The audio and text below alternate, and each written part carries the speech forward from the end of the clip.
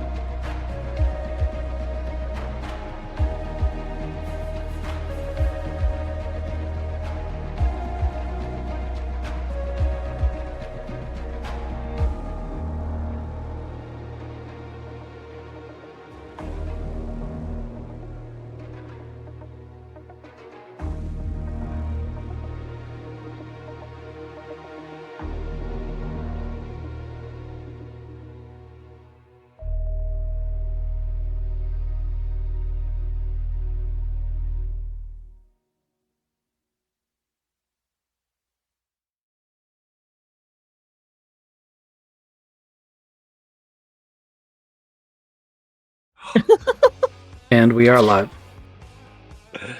Welcome in. It's Saturday night, and it's Florida Green, episode 9. This one is a treasure hunt. We're going to go on an adventure. Hopefully, if I can bait the hook good enough and hook my players. This is Pulp Cthulhu, and in Pulp Cthulhu, we get some cool pulp talents, and we've got some cool luck rules and things like that. So, last episode, we finished on a banger. You guys, you guys beat the season. You guys went through my snake puzzles. You found a bunch of relics, artifacts, dating from before humankind, and you guys took all of that stuff and put it into the vault underneath the Samuel L. Davis cigar factory. And you guys have leveled up. And with that level up, I offered, if you guys wanted to take an additional pulp talent, and then I confused you guys and listed 3 pulp talents, and then I listed 3 pulp talents that aren't actually in the book. So we were going over that before the show, and this is a little bit of a segue into the banter question anyway. If you guys could take a pulp talent in real life, which one would you take? I gave them the book options. There's also a website that's pretty cool that's got some revised Pulp Cthulhu talents, and the website's called Fleur de Mal, if you guys want to check that out. We'll start with Allie. Allie, what pulp talent did you choose for Stella Boudreaux? So I'm still between 4. Oh. But if I were choosing in real life, I'd be between linguist and sharp-witted. Does linguist just allow you to know the language? Able to determine what language is being spoken or written. Oh yeah, see it here. That's nice. That's nice, right? That'd be sweet. I'd be able to... Oh, have you seen that guy on YouTube that like just knows all these languages? He like studies the shit out of them, and he goes to places that he's not supposed to know the language. I love that guy. That'd be a cool that one. was like my neurodivergent talent. I hear you. Oh man. Now I'm trying to think of what mine actually is in real life. It's just sad is what it is. So you're stuck between 4 for Stella. What we can help you narrow it down. So I'm thinking linguist or alert or keen vision or sharp-witted. And I will make a decision soon. Okay. Well, we'll circle back to you too. Yeah, it's like I at a can- restaurant. I like to go last. I can tell you that, like, because we're going to be doing some globe hopping, knowing some languages is a good thing. But I'm not the kind of DM that's just going to be like, well, you don't know French, and this clue isn't French, and you don't get it. Like, I think that's pretty bullshit. So we would have figured something out about that anyway. I do actually know a little bit of French. Parlez-vous français? I was thinking about that with Spanish and Kizik earlier, because Kizik said that he actually knows a little bit of Spanish in real life. And we'll jump to Kizik. Kizik, what pulp talent did you choose for Gavin Sharp? So old Gavin, he spent 4 weeks out on the boat, and his bell has been making a bunch of weird sounds, and he's got a guitar that sometimes magically pops into his hands. So he's been focusing real hard on the magic of making his guitar appear and making his guitar disappear, and he's playing music to the bell, and we're riffing and having a great time. So he took the trait Strong-Willed, which is different than Iron-Willed. Strong-Willed helps me get a bonus dice to my power checks. So you're going with Strong-Willed, right? Strong. Strong-Willed. That one's in the book. Okay. Nice. If you could take one in real life for yourself, what do you think you'd take? There's some goofy ones in there, man. Yeah, that's a lot harder.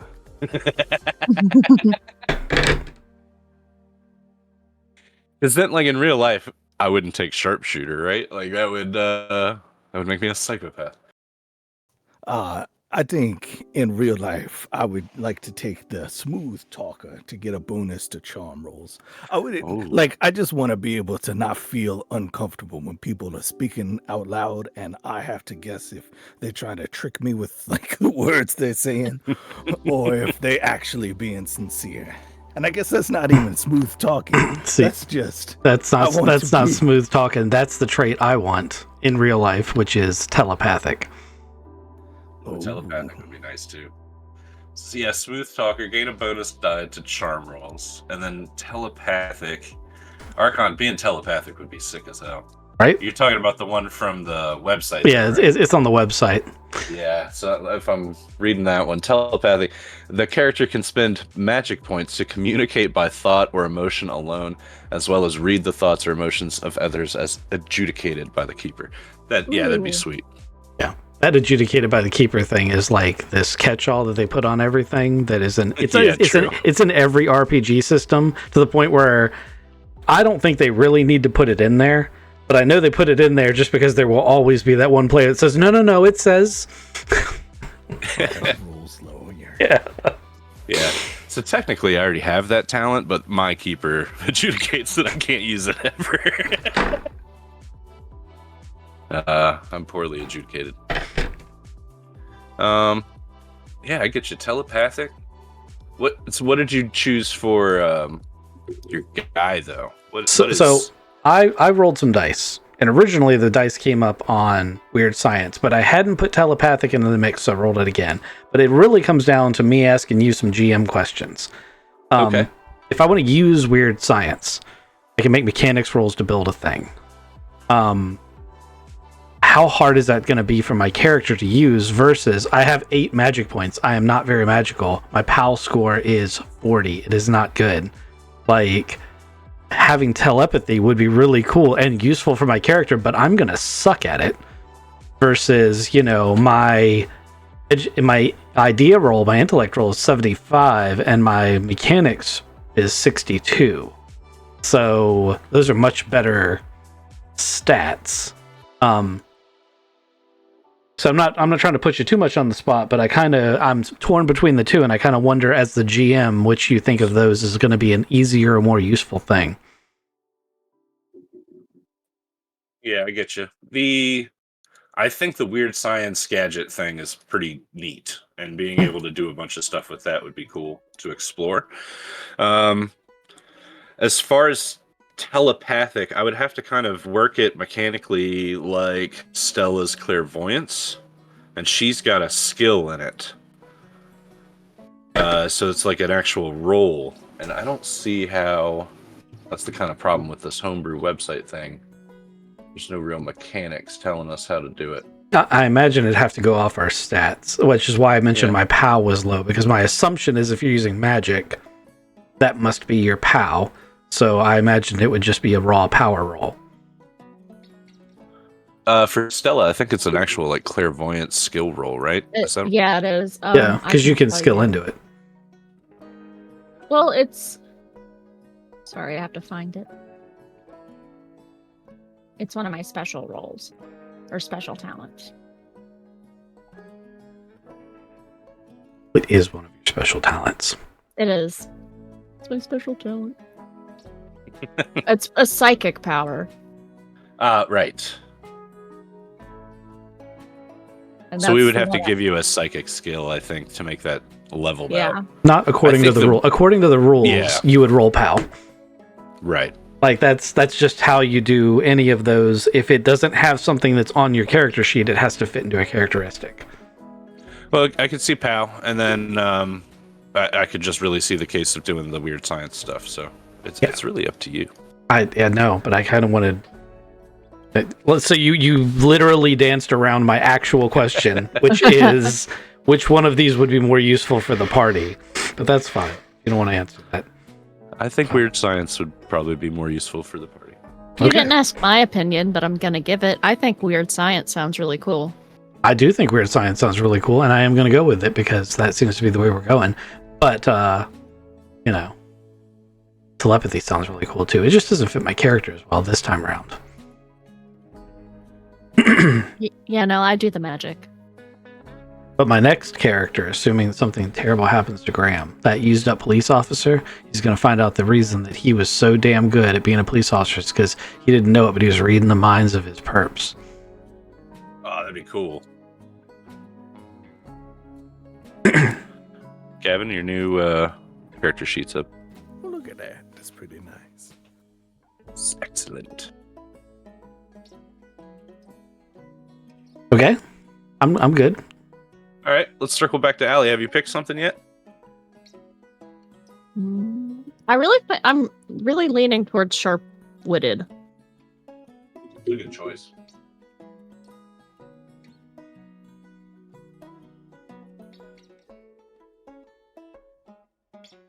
That's not on the website, right? That's in the book. Correct. It's able to collate facts quickly, gain a bonus die when making intelligence, but not idea rolls.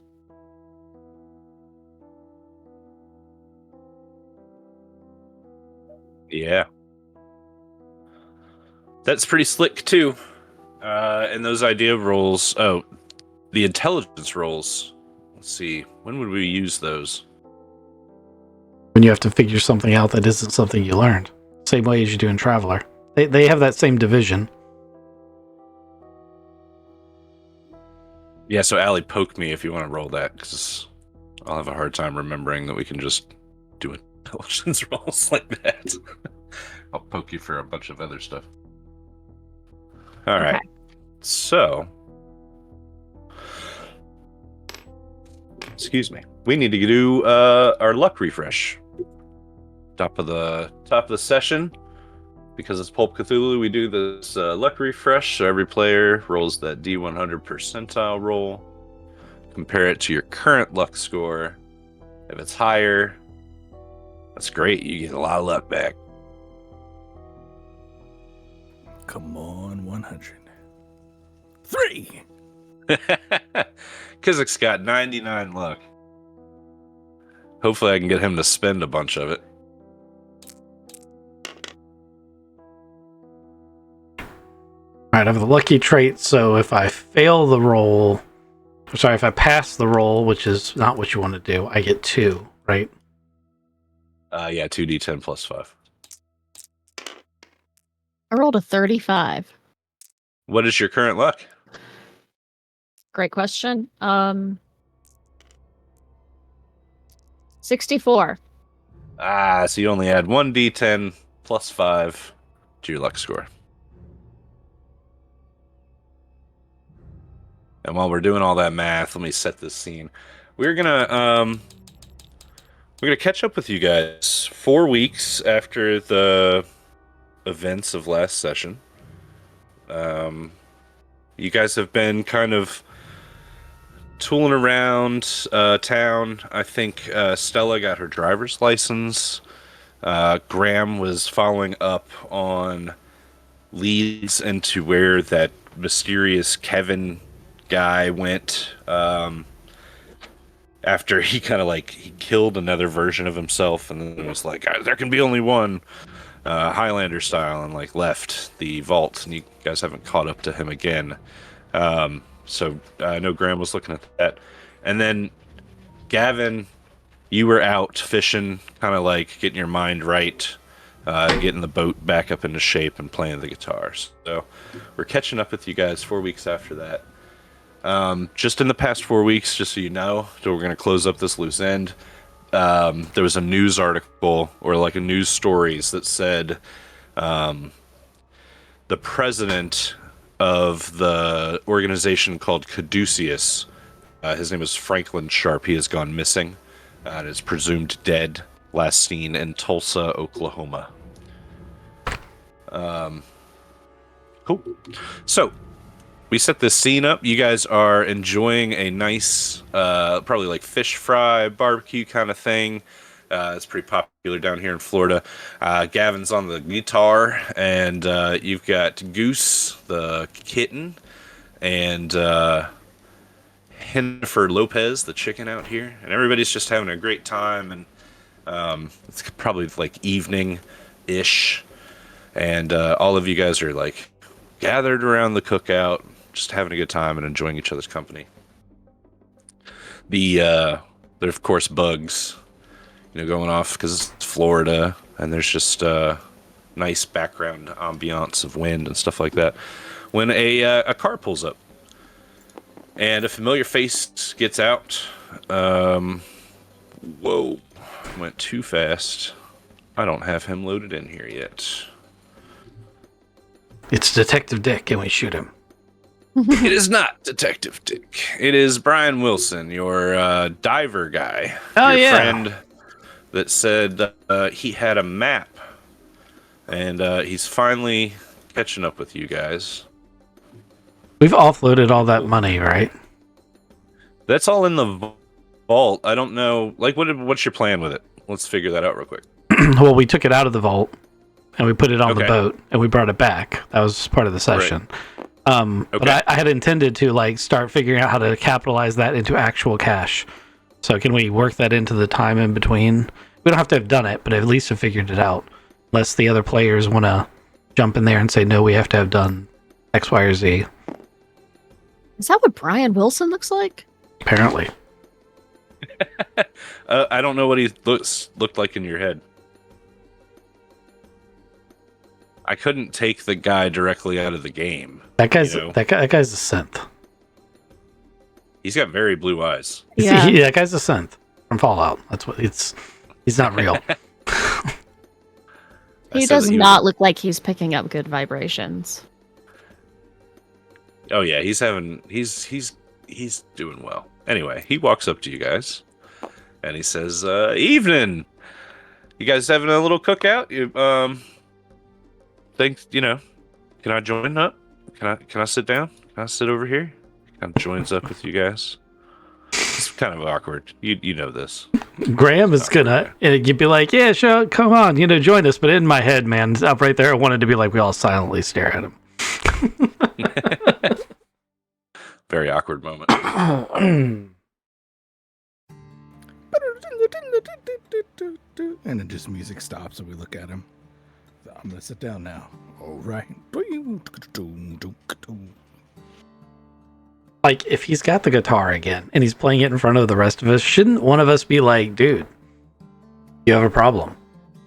That's an artifact. He seems to have pretty good control over it. Yeah, no, this is a replica. It's not the artifact. Actually, I don't know if I would lie to you guys. Yeah, are you going to lie? No, no. Silly. But I will show you, like, oh no, my finger stopped bleeding like a couple of months ago. I'm just like, I'm not playing it too loud. We're not waking up the dead anymore. Like, I got this under control. Watch.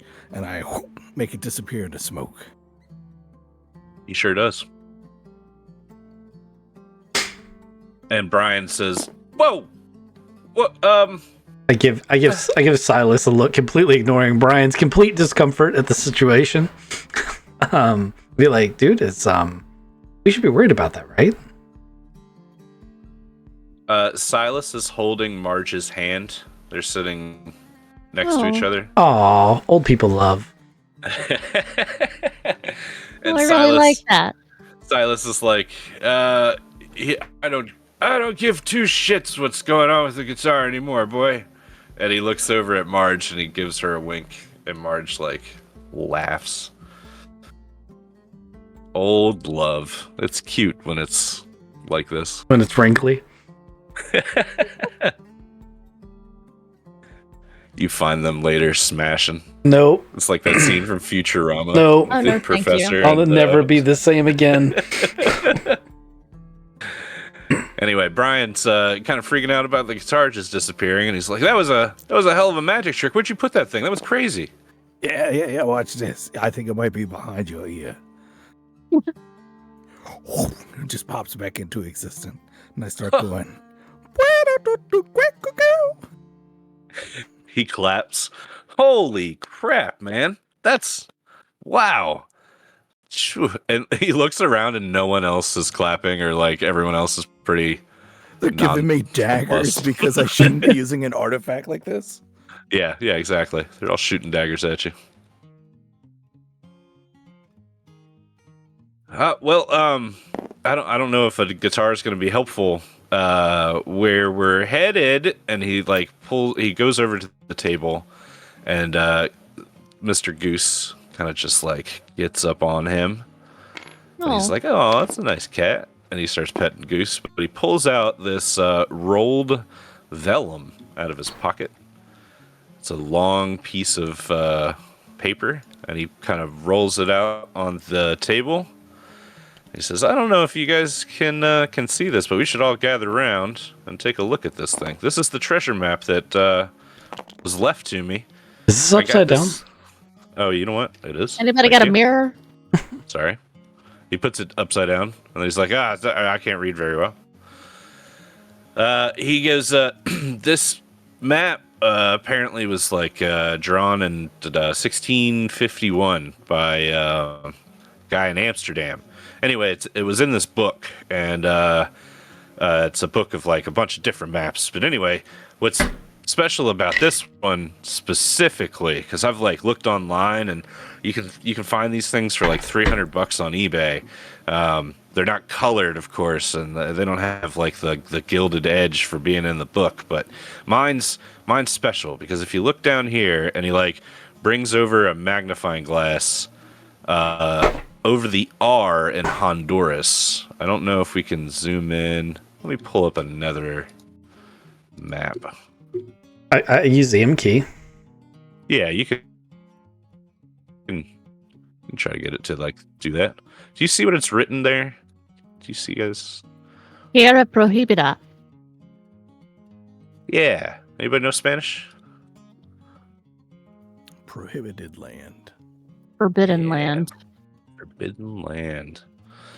And Brian points there, and he says it's not on any other map. It's just on my version, and I'm pretty sure that it's a temple. There's this little map icon thing that they used for temples, and it's here.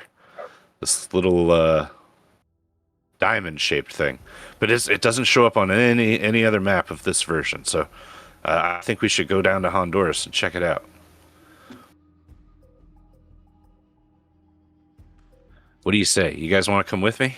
I'll pay you pretty handsomely.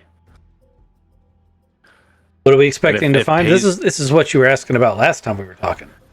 Yeah. Like I said, it's a treasure map to a temple, a hidden temple in the jungle of Honduras, in the northeastern corner. Like, Sorry, how do you know what it's to?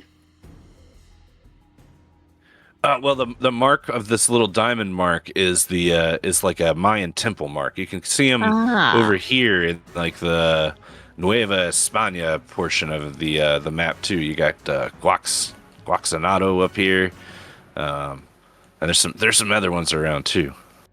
So, I have a metagame question because I'm not sure if my character knows this. You very strongly implied that the treasure we just pulled out of that vault and that is, on the ship is actually the vault that he's looking for in this map. I implied that? You did. There was a snake. Yeah. In its head. Yeah, there was. You were like, this symbol matches this symbol, which is this thing, and you put them all together. Very strongly implied that the treasure that we already had came from this temple. So, if that's not negative. The case, then it's no big deal because my character wouldn't be able to draw that conclusion because it's not the same. Yeah, there was a X-ray of a double-headed snake that said Honduras on the X-ray, but that is not. Yeah, that was not the same as this temple. It was something. Okay. It was something about the coins. Anyway, but it's not the same thing, so it doesn't matter. My character wouldn't make that thing. Okay, so I'm gonna look around the room and gauge everyone's interest to jump right back in. Like we're in our victory celebration for the last incredibly arduous thing we just did. So I'm gonna look around and like gauge everyone's willingness to jump into this.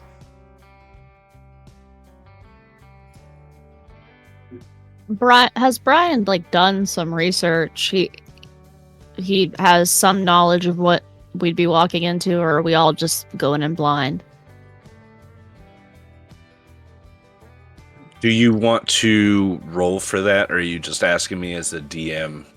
Well, like a vibe check. Just a vibe check, really. Brian has done 0 research. Okay. He has this map and is very excited. I was worried you were going to say that.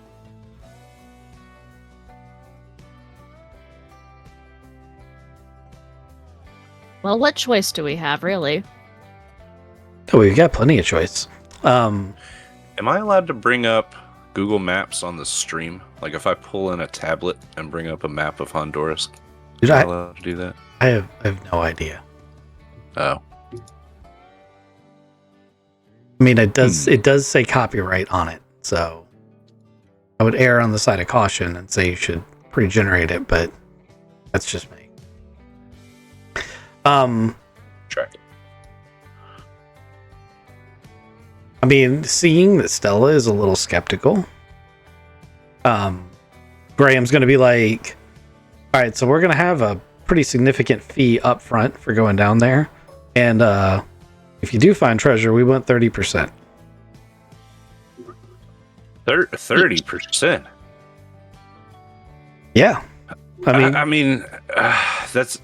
I guess that's fair because I don't have the plane or the means of going into the jungle. Or the crew, or the expertise. Yeah. I mean, I trust you guys. I've owed you money for a while anyway, so... Okay, yeah. 30%. Deal. He holds his hands out. Gavin's counting on his fingers. That's 30% each. Oh, so I get 10%? Is that what we're working out here? Uh-huh.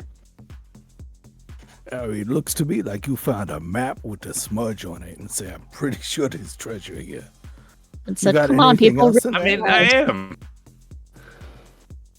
I am pretty sure there's treasure here. All right, so no checks needed. I'm going to show you something. The drawn map from 1651 and the real life edge of Honduras here do not match up. Yeah, I already was picking that up. Yeah, it is. I don't know if you guys are looking at the map, but it is not enough information to go off of. Just trying to go like, Brian, the little R on Honduras isn't like a natural thing. It doesn't show up here on, real life. So like, where are we actually going to go? And he points out that like, there's this mountain range and there's also these lakes. So what is marked on the 1651 map is the town of Trujillo, which is a coastal town. It's actually, I think, one of the places Cortez landed at when he came in to Central America. But Trujillo is on the 1651 map. It is also a real place. You can... Oh, you know what? It's actually not on the Google map, but it is here. Let me mark it. I don't know if anybody's following along on their own. I have to lock this before I can draw on it. This is where Trujillo is. So Brian's, bringing up, like, we can go from Trujillo down, and we can try to hit the mountain range. And then the first mountain range from Trujillo, it's going to be on the other side of that. We can follow the river from Trujillo, and we'll get to the temple. We should be able to find it that way. We just go due, southeast-ish. And we know if we hit the major river that separates Honduras from Nicaragua, we've gone too far.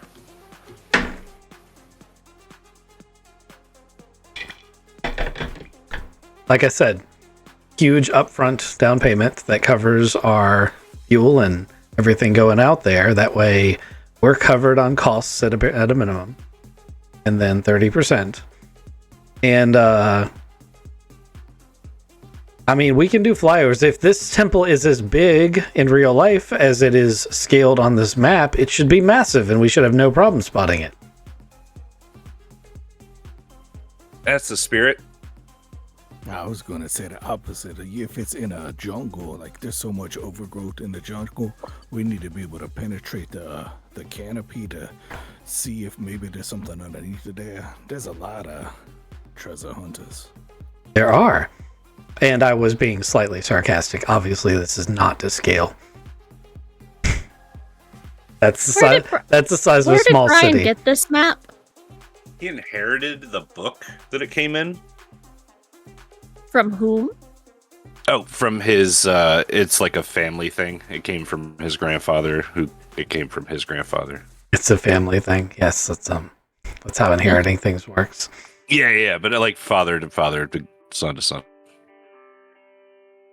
His family originally came from Amsterdam.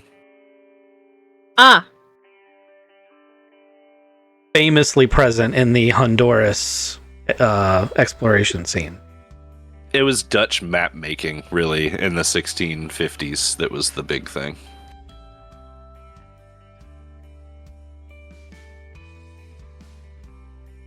Graham is okay with doing it. Graham does not necessarily think we're going to find anything. But as long as our costs are covered, why the hell not? It's what we do. Yeah, we gotta get that Honduras shot. They got a mosquito-borne disease down there. Plus, we're gonna trek in the jungle. I got my knife.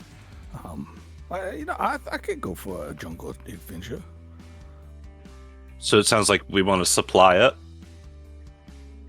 yes. Oh yeah, we're And definitely at gonna least get our malaria shots. I have a feeling it's gonna be more than one shot.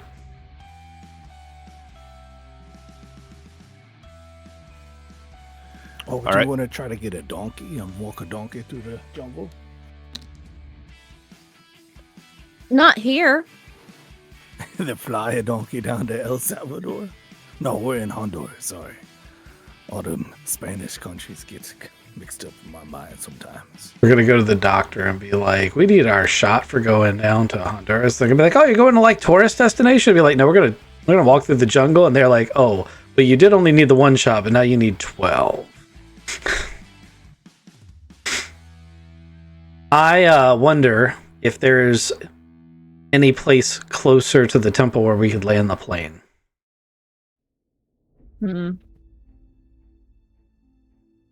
It seems like there's a few towns out that way in modern times. 100%. If you guys don't want to start at Trujillo, you guys can always start somewhere else. Let's see where else. You would mention some lakes.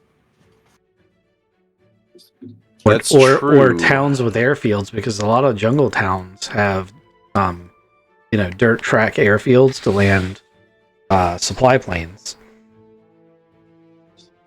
As far as lakes go, there's Laguna Abano and Laguna de Bursa Cartin. Man, high school Spanish is coming back. As far as little towns with airstrips, there's tons.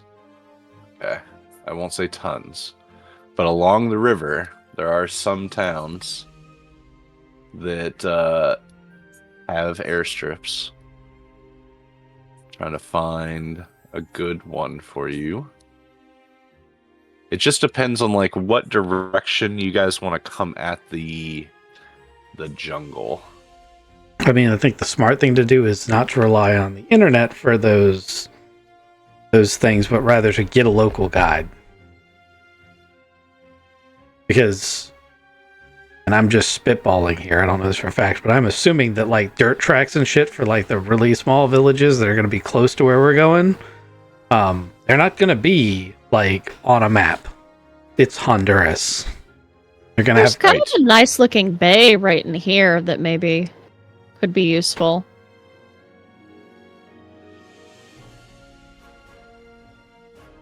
Where are you talking? Oh, yeah. I was the looking lagoons. here, but then I went over here.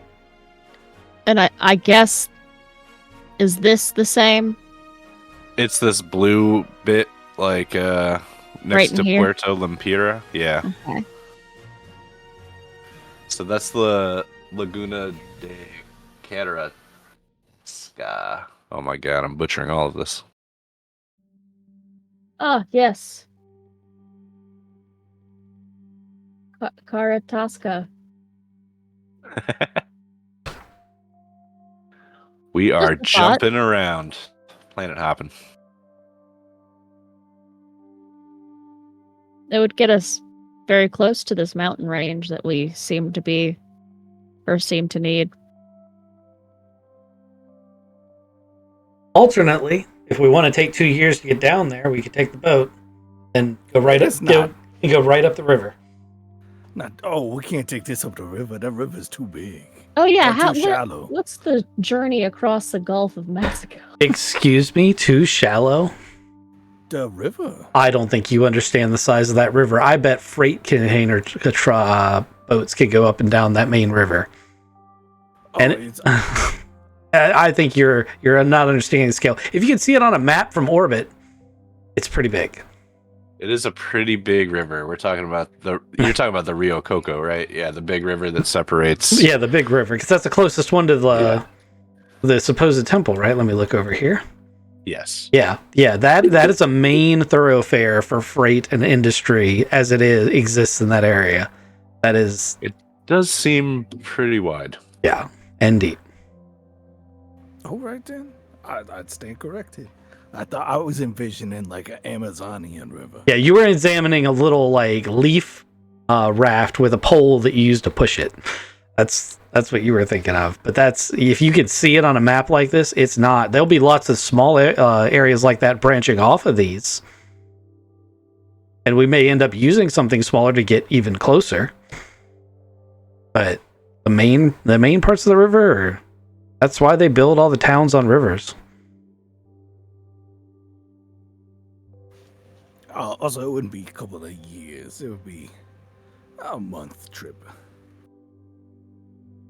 I wasn't really seriously suggesting it. I was just giving you the option. But if you want to seriously consider that route, we could. No, airplane's so much faster. We gotta get down. I don't know if we gotta get down there, but So just as a heads up, 960 miles at 15 miles an hour is how long it would take. You're gonna make me do the math, huh? I'm just supplying it is all.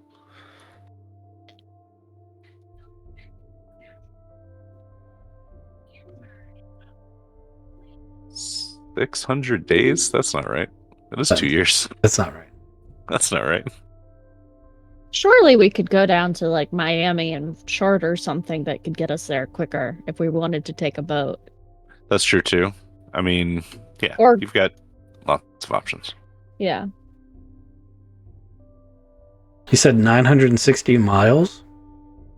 That's what Google Maps says. That's not that far away. I think that might be wrong. From where? Yeah, that's just a straight line. You got to Where go are we around setting Cuba. sail from? Suwannee. So okay. So if you go from Suwannee, It's from my rough calculations, put it at 64 hours.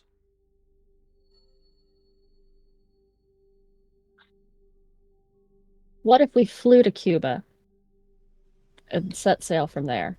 Well, you can do that. but then we won't have the boat.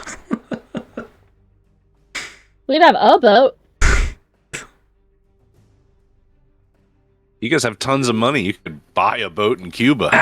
I was just trying to give Kizix a chance to use the thing that his character. I'm trying to help the player out as part of the I know. gameplay. I'm a little devil on his shoulder right here. This is not an actual logistical thing to be solved. Well, I mean, I think we're gonna bring the little pop-up speeder. We need a couple of tents. We need a bunch of provisions. And we need to go get in the jungle and look around for a temple. Brian like punches the air. Yeah, let's do this. I'm excited. So we're gonna have a montage of shopping trip. Everybody gets shots. We all like leave CVS together, arm in arm. we take Brian to Sunglass Hut. Because I'm not dealing with that stare the whole time. Not a Panama Jacks. You know what? So That's fair. it's 64 hours by sea and it's about 4 hours by plane. Well, if you're in a rush,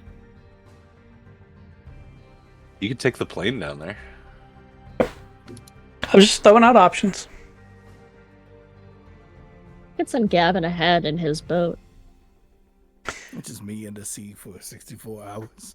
while the You rest guys of us slide gather down after me. supplies. Well, the other thing is, I was thinking, as far as stuff we can bring with us, a lot of shit will fit on the boat that won't fit on the plane. Lot of bug spray.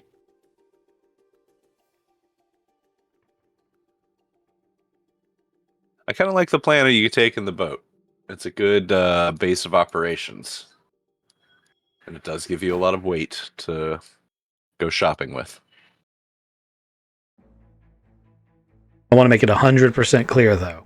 All that loot we got from the last mission is not still on the boat. Yeah, no, I thought you guys had stored that safely away. We Let's have. spell Sewanee. It's Suwanee. Thanks. But if we are in a hurry, we can absolutely take the plane down there. But if we do that, I think we have to start.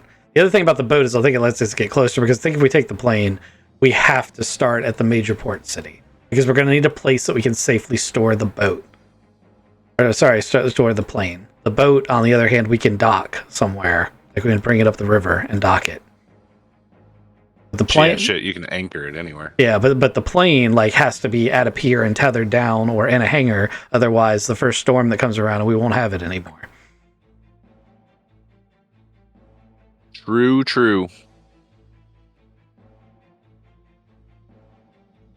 So we're picking the boat. That sounds. I'm happy. All four of us on the boat. A 5 bit. of us. I was about to say it'd be more than 4. Yeah, Brian's coming, of course. Yeah. And I also still think we need a local guide. Surely we would get that when we got there. Yes, absolutely. But we might pick them up at the port city and then come up the river with them on board.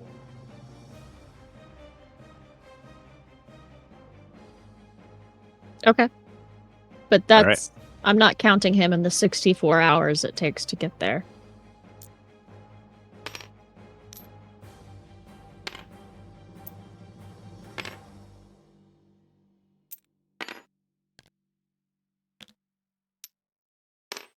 The guitar was more important. I had to grab it first.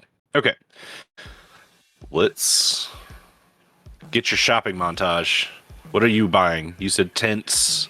You said machetes. You didn't say machetes, but I'm just guessing. Machetes. To be clear, when I say tent, it's the Amazon. I want the hammocks that zipper shut, self-sealing, and hang up off the ground, suspended between two trees, that are watertight and keep the bugs and the snakes and the spooters out. We're not talking about the little two-man pop-up tents that you use, camping out in a campground here. Oh man, Gavin wanted like a canvas tent. You can do whatever you want, Gavin. I'm gonna sleep in something that seals.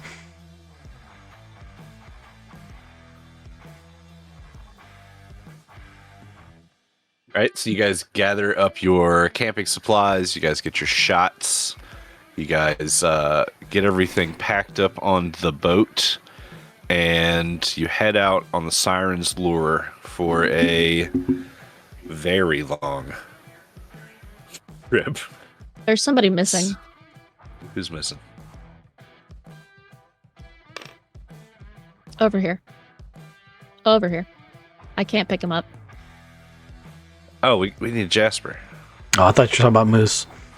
I don't think Moose likes. I don't know. I won't speak for Moose. Moose loves riding a boat. Do you want to bring Moose?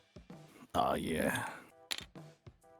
Huh, that alligator doesn't have a collider on it. No wonder it was locked. The more you know. Ding!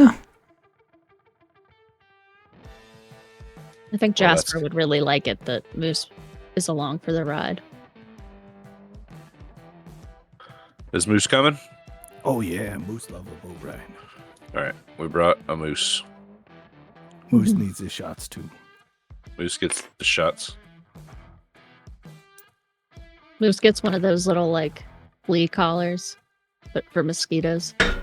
You guys bring a lot of DEET. And everything gets packed up in the Siren's Lure, and as you guys are leaving, you see Silas and Marge standing there hand in hand, waving goodbye to you guys. And of course, Silly Goose is on Silas's shoulder. And then you see Stephen Sharp behind them. I meant to ask about him. Is he just like part of the team now? Yeah. It's up to you guys. I mean, I don't know what you want to do with him. Well, I thought what does he maybe what does he want to do with his life now that he's all free of sneaks? I'd like to think he chose to stay here. If he's still here, my God, it's been a month. Yeah, if he wants to join the team, he can. He could be the new Kevin, or he could, join us as Jennifer needs some care. He can join us as a red shirt. I mean, as a valued member of our team.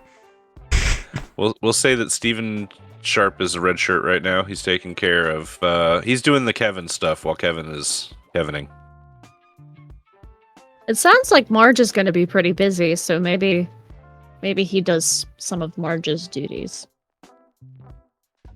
Yeah, he can take Silas to and from appointments and things like that. That's what I meant Marge would be busy with, but... Oh, gotcha. Oh, you're saying like Marge's secretarial duties. Yeah. Expediter duties. Yeah, he can do that stuff too. Phone callers. Oh, I meant to say, in the last 4 weeks, I'm sure that Graham has been working on his Albatross a little bit. And while you've been through there, doing, like a mechanic tune-up or changing oil or something in there, you found a GPS tracker. And, whatever you want to do with that, I'm just letting you know you find it within the last 4 weeks. How big is it? It's the size of a cell phone. Okay. When I found it, I went to the local liquor store or whatever, and I found a car that's, not local and clipped it onto that and just let it ride off. Roger, roger.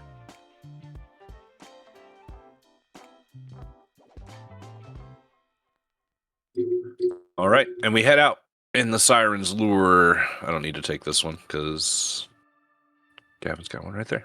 I guess we should probably also look for one on the Siren's Lure. We have 64 hours of time. Yeah, very true. Hey guys, let's play a road trip game. It's called Find the GPS Tracker.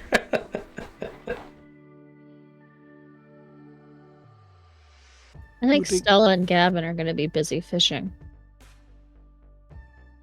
Oh, so last time you had just a little rod. We's way out in the waters now, so you need a much bigger rod. Would you say about a tracker? Oh, nobody gonna track the lure. Yeah, you should check in the engine room. Stella, how you keep catching so many? She's not even using the rod. She like waves her hands and they jump out of the water and into her bucket. Mm-hmm. It's just a constant stream of fish.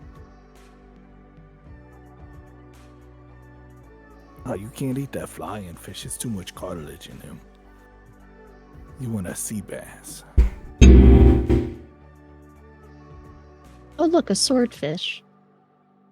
Holy, oh my goodness. We's eating good tonight, gents and lady. Kill it, kill it, kill it. The swordfish. Here we go. We are going to redline our trip from Suwannee.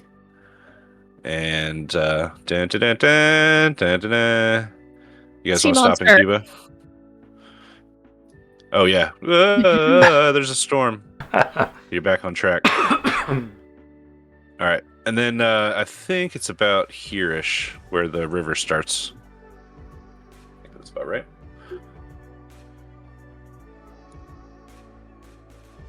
Oh, no, it's not. It's on the tip.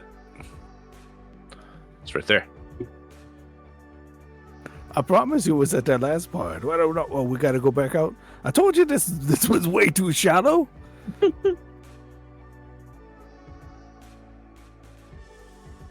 Sorry, we're using a map from 1650. All right. There's a place called Mango Tara, and it's on the Honduras side of the river, and it's a cool little town. So we're gonna stop in there. That's our first port of call in Honduras. Cool. I'll bring this up in here.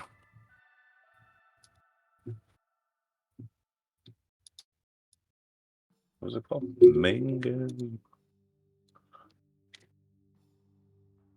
Tara.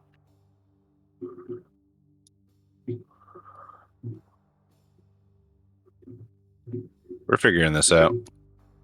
Yeah. Yeah. Seat of our pants.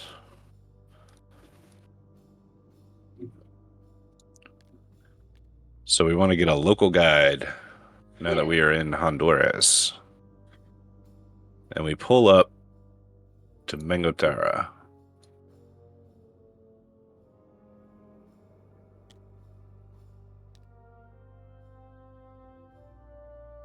I'm sure you guys had to like refuel at some point too. So this isn't like the first time that you guys have pulled over. But as you get here, Brian's very excited to get out. Honduras, all right. Super excited. He jumps off the side of the boat and helps tie you guys in. And then he runs off into the town, and then he stops and he looks back and he realizes there's not much to this town, and he waits patiently for you guys. As we're getting off the ship, I'm gonna look at Gavin and go, "Are you getting a snake guy vibe from this guy? He's running in pretty excited about some stuff." You're gonna ask Gavin? You're talking to yourself? Graham. Graham. No, I wasn't. I mean, I've known him for quite some time. He owes me a bunch of money. He's enthusiastic.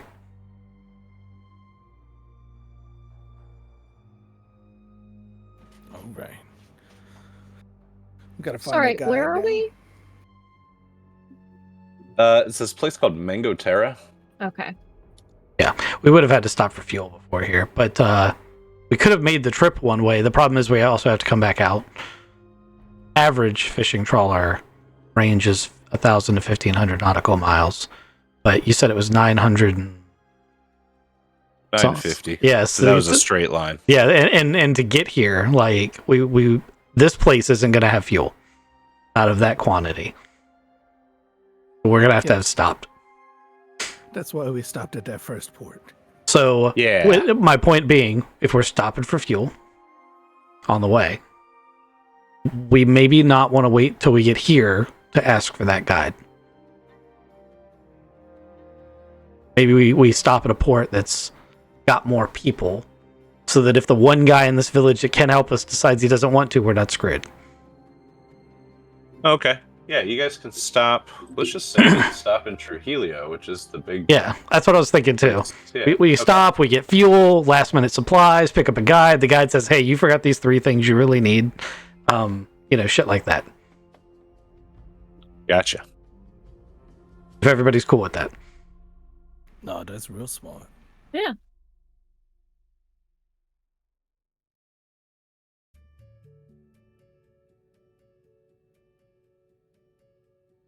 What's our guide's name? Mateo Rodriguez. You can call him Matt. Oh, he's gonna die during the adventure. Probably. Oh, you're not gonna die there, little Mateo. I saying that right? Mateo. Got it. Did he point out any things that we really, really needed that the GM is now like, yeah, you almost went into the jungle without this? Well, it's always good to have like the flashlights and the things like that. You've got machetes. You've got a pretty good jungle kit, I think. You Okay. guys would know. Straw, Lint. Yeah, life straw, that kind of thing. a pot to boil water, bunch of rope. Always can't have rope. Yeah. Band-aids. First aid kits, yeah.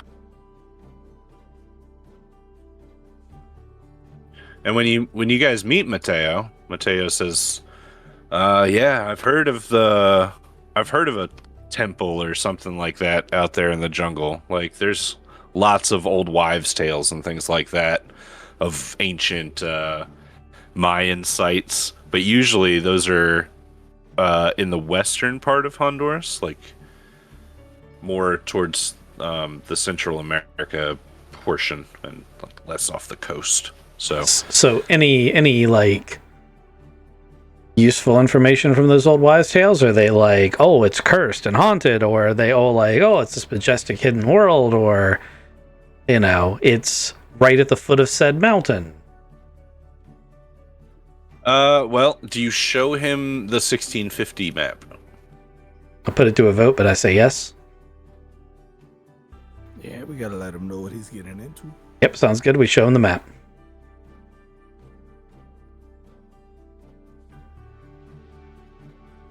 Let me bring it back in here. Right here. Oh yeah. So he takes a look at it and he says, it's very dense jungle in that part of Honduras. He's thinking that this actually correlates to the jungles of the reserve, the Rio Plantano Reserve. So it actually might be south of the mountain range there. So taking this river up, taking the Rio Coco up, you could probably go all the way to like Trilba Hill. I don't know if you guys can see any of this on the maps. Oh, it's called Tilba Hill in Nicaragua.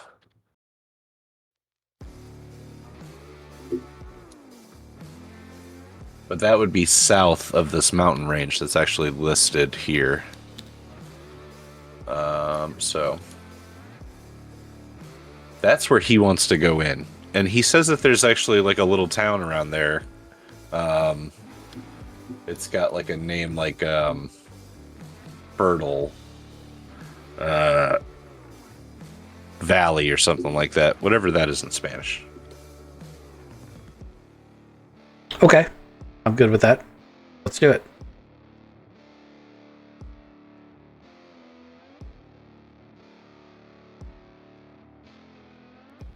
Do we need a donkey? Oh, son of a gun. That's not my right voice. To get through the jungle on foot, if you're gonna be like packing things in and out, yeah, pack animals would be very helpful. But if you're just going in to like find this temple and lay eyes on it, are you gonna be packing in and packing out? Ideally. I think that we would make better time without the donkey. But I would ask the guide and leave it up to the party. Maybe the guide suggests if you want to buy a donkey, do it here at this little town before we go down the river, because the donkey would be cheaper here than in the city. And then you don't have to feed it so long.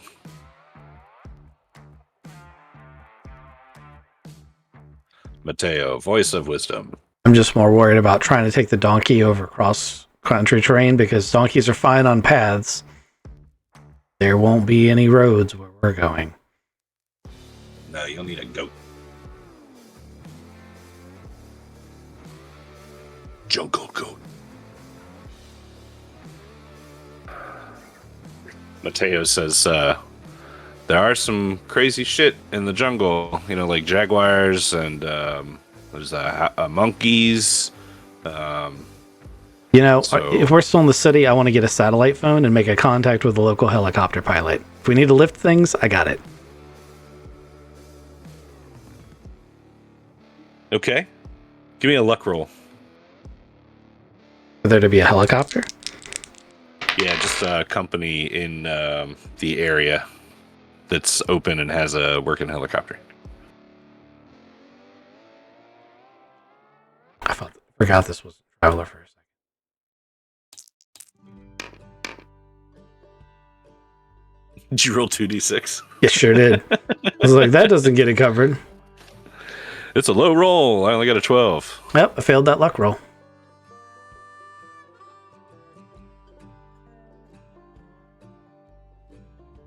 So there's a company, maybe it's called like Pegasus Transport or something like that. And when you call it, just the phone number is disconnected.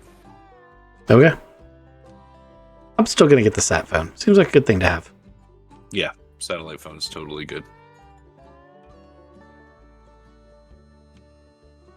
All right, so you guys stop in the small little village, and you pick up yourself a donkey, and then you head on in down the river into the jungles of Honduras. Until you guys get to a place called Tilba Hill, where the guide says, Mateo says, okay, I think this is the place that we should stop. I'm going to change the map up here real quick, just so we can see the kind of scale we're talking about here as far as jungle is concerned. Just got to transfer it over.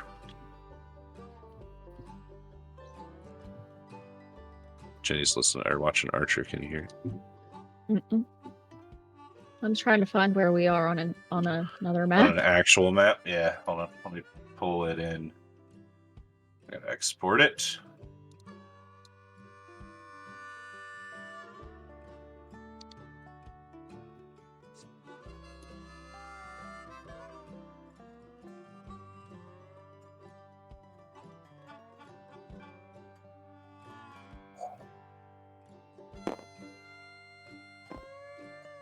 All right, so as you guys are going down the river in the boat, in Siren's Lure, it's right here. This Rio Coco River goes to this place called Tilba Hill, which is on the border. It's actually on the Nicaragua side of the river, but it's basically a little bit of farmland just lines into the jungle here. I have to lock this so that I can right on it.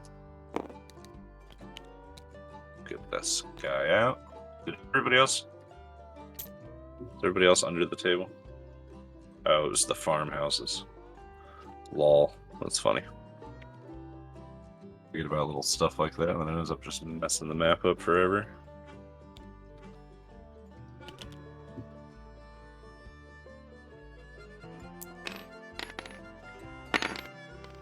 Struggle bus. Struggle bus! There's the boat. Okay. Mateo says it's time to get off the boat. And you guys arrive at the point of the river where you can anchor, and it's just really, really thick jungle. The monkeys are climbing up in the trees, and birds are making all sorts of noise, and it's hot.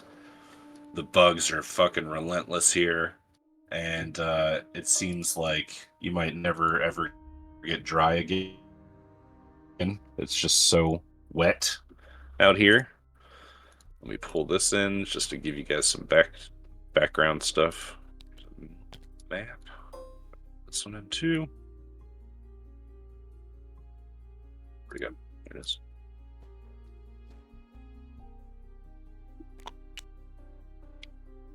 Here's a pretty slick image. Oh wow. All right, thick jungle.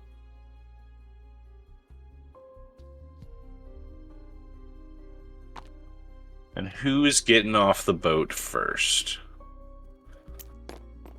Oops. Don't touch that big old map, it moves. Oh, no, I'm sorry, I didn't lock it down. I nominate what's his face. Mateo? No. Oh. Brian. Oh, Brian? Mhm. Brian's excited to get off the boat. He, I know, that's why I think we should get off yeah. first. He jumps off the edge, lands on the ground, and then he turns back around. And he's like, "Hand me the rope. I'll tie you off on something." And you guys get all tied off. He helps out, and then he looks around.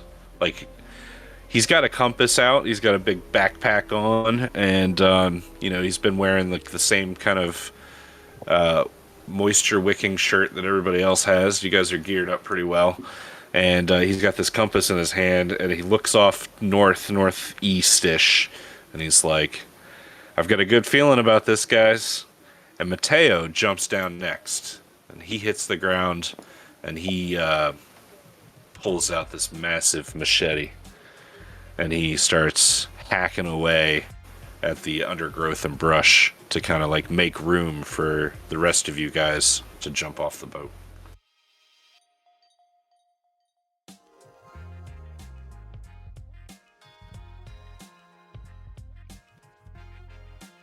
Not everybody jump at once. Oh, yeah. I'm making sure the boat's secure. She's covered in. He's got her tied off. I'm going to drop an anchor just to make sure. I'm going to turn the engines off. I'm going to lock the captain's door. And I'm going to get my backpack on and hop on off. Excellent. Gavin Sharp in the jungle of Honduras. I'm making sure Jasper's secure in my backpack, and then I'll jump off. Awesome. Is Moose coming with us? No, Moose guards the boat. Okay. Silly question. A lot of things in this jungle will eat him, so that was my concern. Nah, he's smart. He's a good boy. So yeah, I make sure that my rifle's loaded, everything's good to go, and yeah. Excellent. All right, so you guys hit like this clearing. I'm gonna move you over here. I know that there's a map on this, or no river on this map, which is kind of a disheartening thing. But I paid for this pack. I'm like, Gonna use it. Yeah. gonna use it. It's just the river's just over here somewhere. We've just made it inland. Yeah, exactly. You guys have made it inland just a couple of like yards, let's say 20, 30 yards. And there's this little clearing up here. And I need everybody to give me a listen check first.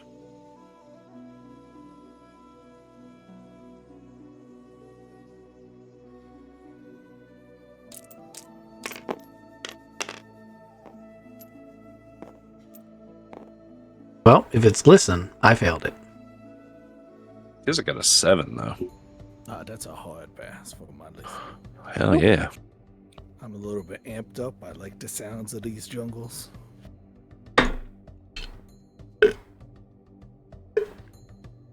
What? Oh, hold on. That's not right. Looks like you got a 5 first. Oh, that's on a D10, so 23. Damn, I'd rather go with the 23 than the 74. Yeah, I just needed to get the D10 off of there. That's all I was trying to do. I gotcha. I still failed it. Okay. So what you didn't hear, and what Gavin Sharp did hear very, very well, is the growl of a large cat, Gavin, as you've hit the woods, or I'm sorry, you've hit the jungle. The cat growl, I'm just going to draw an area here on the map. It came from over here. But you don't see anything. And then Mateo, like, as you're like, oh shit, there's something over there. Mateo over here, he's like, everybody look out. It's a bit of, and then Brian steps into a thing of quicksand. And he's like, but Mateo's like, oh no, Sir Brian. And Brian immediately up to his waist in quicksand starts like yelling out, oh no, ah, and he starts like flailing. Mateo's like, get a rope. Somebody have a rope. Oh, we have plenty of rope. We all brought rope. Is Brian a millennial by any chance? Because we all know what to do when it comes to quicksand. He's been I thought prepping his quicksand was- entire life. Yeah, We've been training for this. I thought quicksand and nukes were gonna be a big thing, you know, growing Stop, up. drop, and roll. No, yeah, stop, drop, and roll. And strangers in vans with candy. Yeah. None of that has actually happened to me. You have a van and candy. I'm sure you're a stranger to someone. Oh shit, I'm the thing my parents warned me about. You either So- die a hero or live long enough to see yourself become the villain. I want to live long enough to see myself become Santa Claus.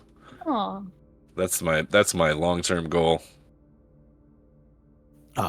Gavin has heard all of this stuff going on, but his eyes haven't left the rustling where he thinks there's a big cat. All right, so give me a spot hidden, Gavin Sharp, while the other two are messing with ropes. I need a dexterity check for whoever wants to pull a rope out. I can roll a dexterity check. That's a hard success. Sure is. Is that red circle where we're hearing the meows? That is where Gavin is hearing the meows. That's Gavin, not us. I am. Gavin. I passed the dexterity for pulling the rope.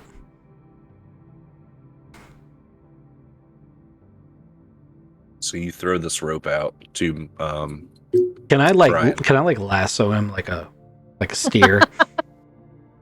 hell yeah. You rolled well enough. just a lasso. That way he can't fuck it up by trying to hang on to the rope. Arms up! Arms up. Yeah, get him under the armpit, and we're just gonna pull him out. We'll use a tree as like a pulley if we have to. Yeah. All right, so as you're pulling him out, Gavin, you see this puma.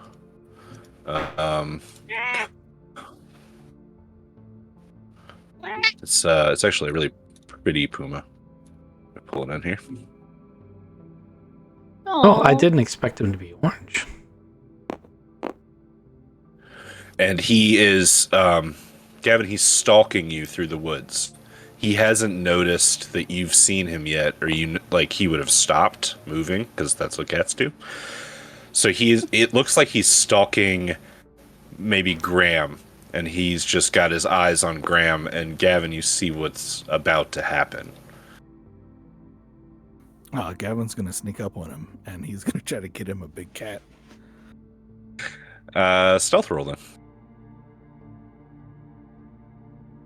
Way to put your party mates in danger, because you want to. More pets.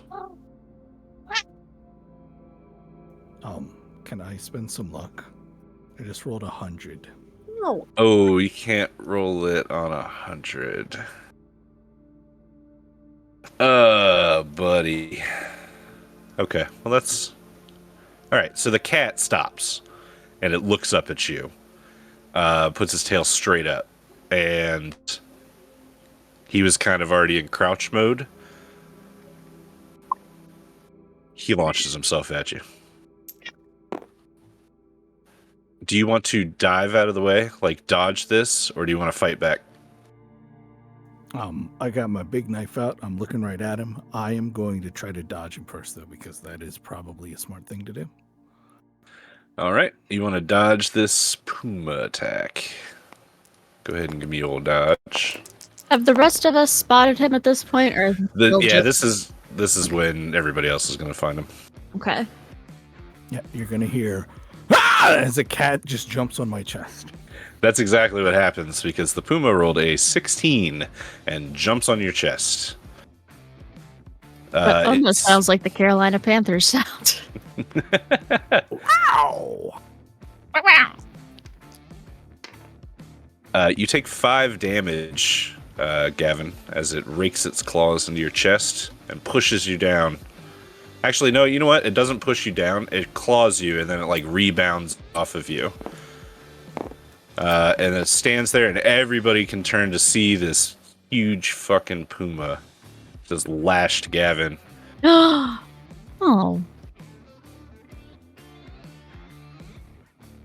Alright, Dex orders. I have both hands on this rope, and I'm assuming that if I let it go, Brian's gonna sink. At the moment, you have choices, though. You can hand that rope to Mateo.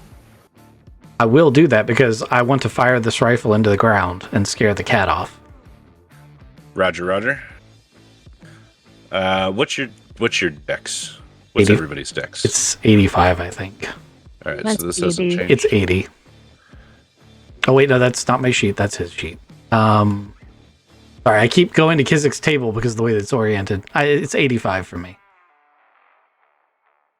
All right, even though you don't have a weapon ready, you do get the first go because your dex is so damn high. Okay. I'm not trying to properly ready it. I just want to flick the safety off and pull the trigger while it's pointed down at the ground. Right. I'm just trying to scare the cat off.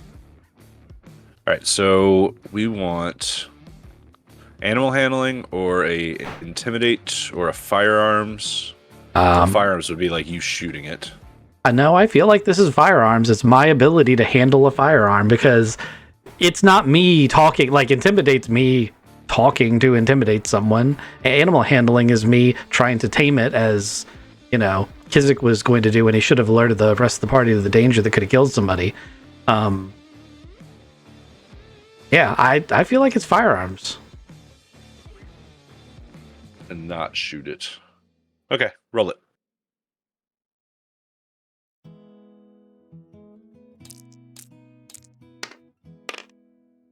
I passed that roll. How good? I think it's just a standard pass. Let me double check my sheet over here. Oh, wait, no. No, it's still just standard pass. I got a 43. My regular pass is 73. My half is listed as 36. All right, so blow, this gunshot goes off. The cat's ears stand up real tall, and it's Stella's turn. Stella, what you want to do? I'd like to use my animal handling to make the cat run away. Okay. You can roll it and then describe what you do.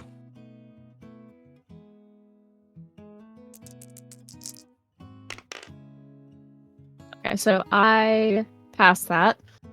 I got a 43 out of 55. So I'm gonna hold my hands up like shh, shh, shh, shh. And then I'm gonna do like a shoo motion. And it's just gonna slink back into the jungle. Oh.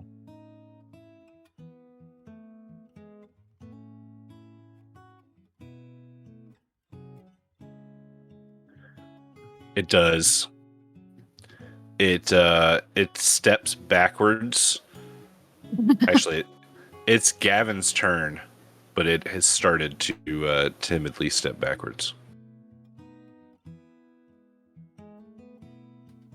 Gavin's bleeding from his chest, and he's got his knife like in a reverse grip.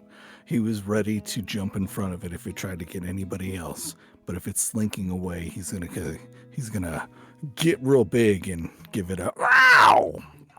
Ooh, you guys see that? Get out of here! Get out! Get! Is that an animal handling or an intimidate? Y'all handle it away. Puma's Roger, ears are so flat against its head right now. It does not like this. It's I mean, I think it's a badass fucking majestic animal because I don't know any cat in the world that wouldn't run from a gunshot. So that thing, balls of fucking steel. I like this well, kitty. just think like when Howie gets startled and he just freezes, but with his ears flat to his head. Howie runs for cover when the doorbell rings. That's true. Like, But when he hasn't hit flight, he's in freeze. Gavin, what'd you roll?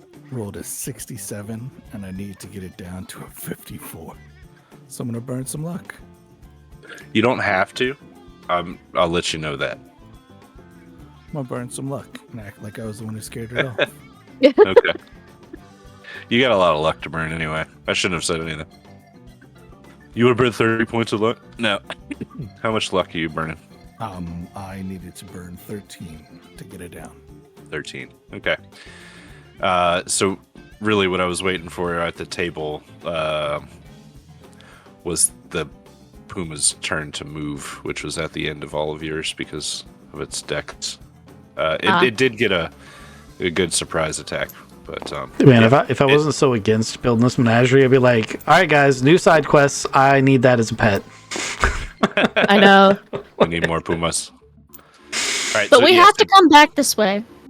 So hold that thought. Maybe we'll get back and he'll just be chilling on the boat with Moose. They'll be like best buds. Oh, they're licking each other's ears. Yeah. Like, Oh, I love that. oh, you just really touched Allie. That is like her one wish for her pets. All right. Is that they'll love each other like that. A canine and feline companionship. Well, now that has to happen. Somebody give me a luck roll. Start thinking of the Puma's name. All right, so yes, the Puma does slink back off into the jungle. The Puma's name has got to be Warthog, but for reasons that most people won't understand. No, that's Pumbaa. No. See, you didn't understand it. Get a 60 out of 87. That's a success. We may see the Puma again. I think it should be named Squirrel, so then it's Moose and Squirrel. Rocky and Bullwinkle.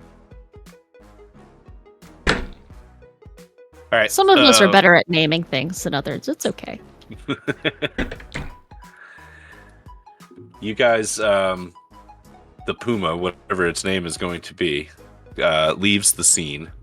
Mateo finishes pulling Brian out. So Brian is now covered in wet sand from his waist down. And he's getting up off the ground. And he goes, ow, ow, ow. And Mateo says, oh, those are bullet ants. Get away from them. And he starts to move away.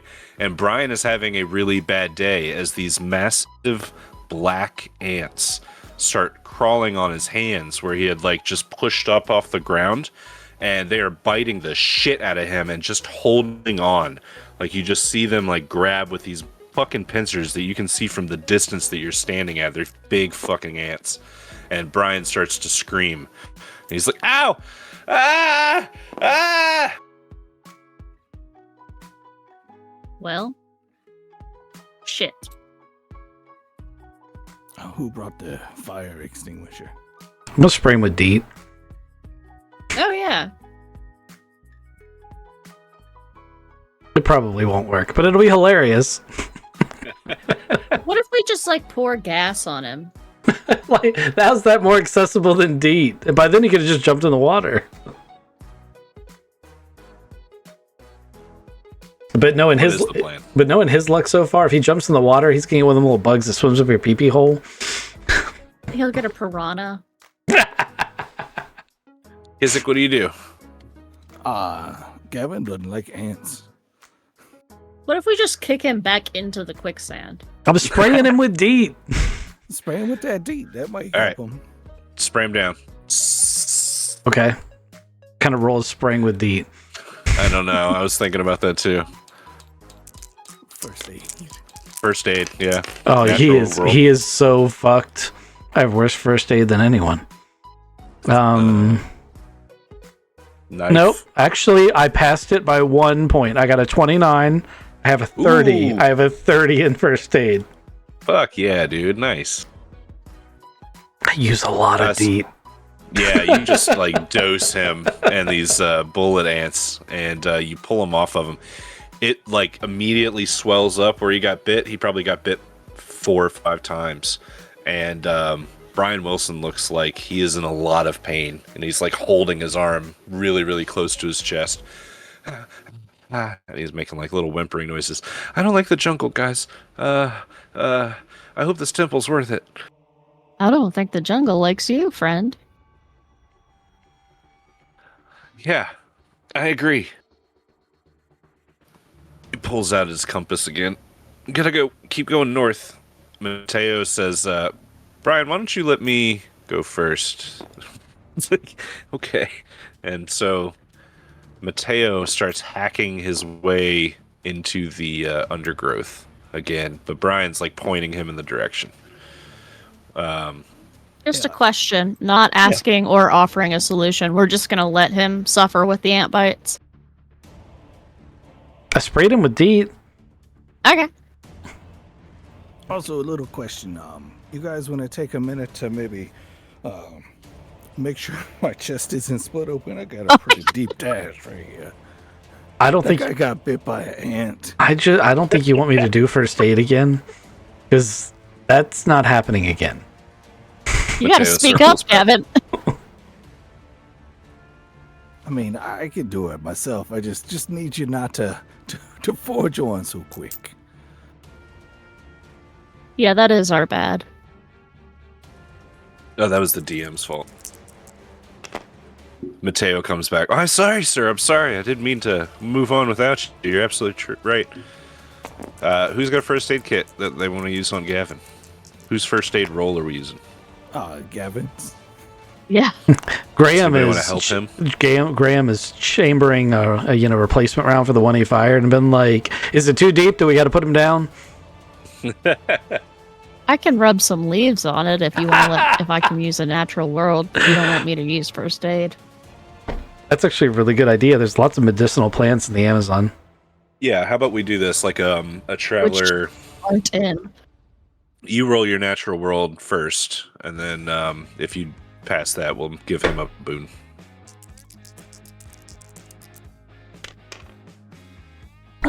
The term you were looking for is task chain.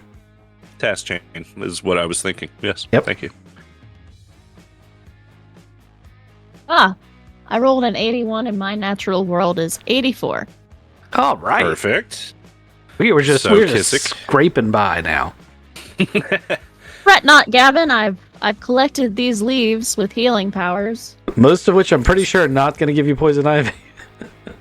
Natural aspirin. Yeah, and they have some pain killing properties, and I've got this tree sap to stick it onto your skin. Oh, I thought aspirin came from a bark of a tree. Yeah, that's totally true. It- But it's in the jungle of Honduras. It could be something that no one's found yet. It's not really aspirin. It's much more potent than that. She's taken a caterpillar and sliced it open and used it as a salve. I've lit one leaf on fire. If you'll just inhale that smoke, we'll be good to go. I completely agree. Do that. My Right. first aid is a puff roll. Yes. Go ahead. Roll it. Excellent. It's a 37 out of 62. Sweet. So does that give you back? That gives you back a D4 immediately. Oh, damn. But I feel okay. Yeah, you feeling better. I'm not bleeding Rolling anymore. No. I got a leaf on me. It's not going to get infected. Yeah, In very the true. middle of the jungle. got some antiseptic leaves and some good. Oh, I maybe don't that's know. what you used was the spit of a leech. So it's got like that numbing property. Sure. Where are we going to get a leech? Hey, Brian, turn around. Yeah, crushed- Brian's got. Crush some caterpillars on it to numb him. Yes. Okay, glad you're feeling better, Mr. Sharp, says Mateo. See, you guys ready to go again? You want to keep going? Yeah. Yeah, keep an eye out for them tigers. No, that was a puma. Jaguar. Warthog. Really just everything. Ants, apparently. Yeah, don't touch Fucking the tree ants. branches or trees. So, you guys keep following Mateo, and it's about 10 to 20 minutes later that Mateo brings you to what looks to be a cliff face that's seems like you're not going to go around it. You're going to have to go up. And Mateo says, ropes, we can climb up. Yeah? Seems pretty straightforward. You guys had ropes before, and it was dexterity checks. Who wants to throw a rope, lasso style, up against a tree? I think that's... I don't want to tell you, drive your characters for you, but yeah. I make ram lassoed. Actually, no, I didn't see that. I was fighting a puma.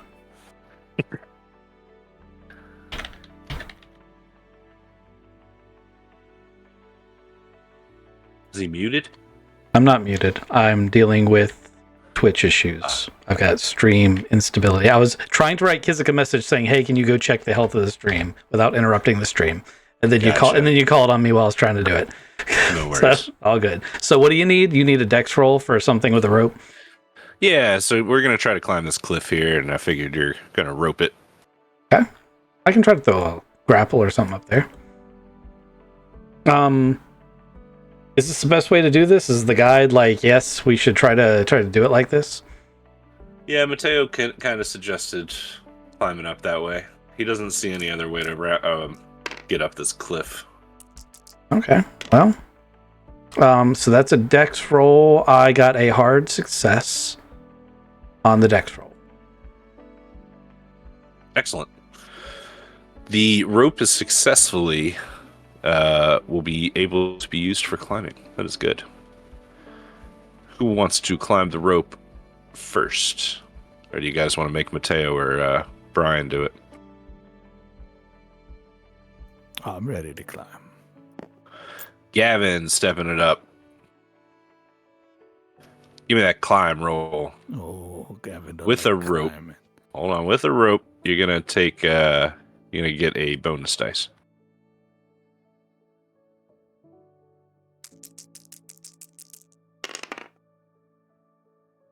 That's a 3. Excellent. Gavin nimbly climbs this rope. Maybe it takes you back to middle school where they made you climb ropes in gym class. It takes me back to when I was climbing on some boxes a couple of weeks ago. Yeah, that's right. Brian goes next. No one else seemed to step up quickly. Brian with a 55. He actually makes it, but he takes him a while. I'll go next. Excellent. Stella. A climb roll with a boost. What's the boost? So you roll that the D10 or the 10s dice again, and you take the lower. Okay.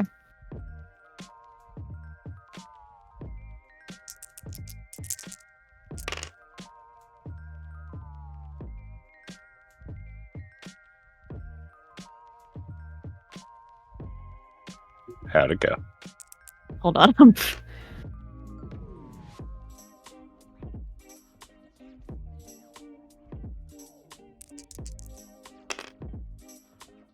So, I'm sorry. What am I doing?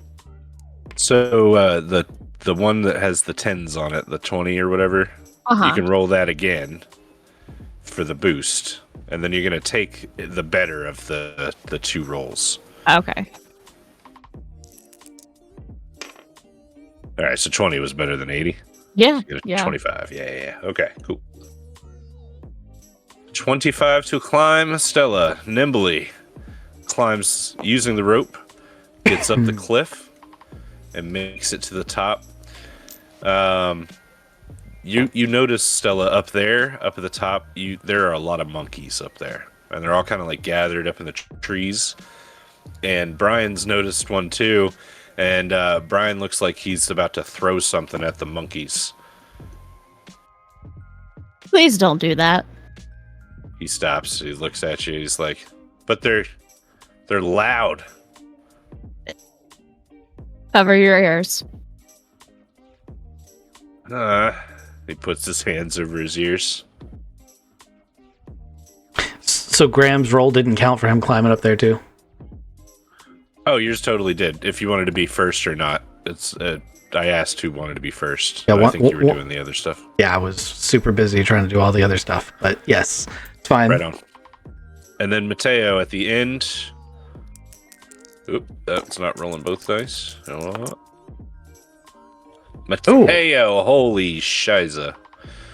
Mateo one-handedly, like Jet Li or Jackie Chan would like poop, poop, poop, poop, and in 3 jumps climbs this cliff and makes it look easy as hell. He looked like Gavin did, because Gavin rolled a 3 or something. And as you get to the top, Mateo gets to the top, and everybody kind of catches their breath after climbing the rope and everything. You guys get the rope down. The monkeys have started to throw things, and they've hit Brian in the back of the head a couple times with like small fruits, and then they throw shit at Gavin. Gavin, do you want to dodge? Yeah. Okay, cool. They rolled a 2, which was a super success. I rolled a 34 out of 46. So Gavin takes a turd, and these monkeys, they just start howling with like raucous noise, and they're throwing small fruits at everybody. Graham is going to once again go, okay, animals are supposed to run at gunfire. I'm going to do a warning shot and see if they run. Because animals should run when there's gunfire.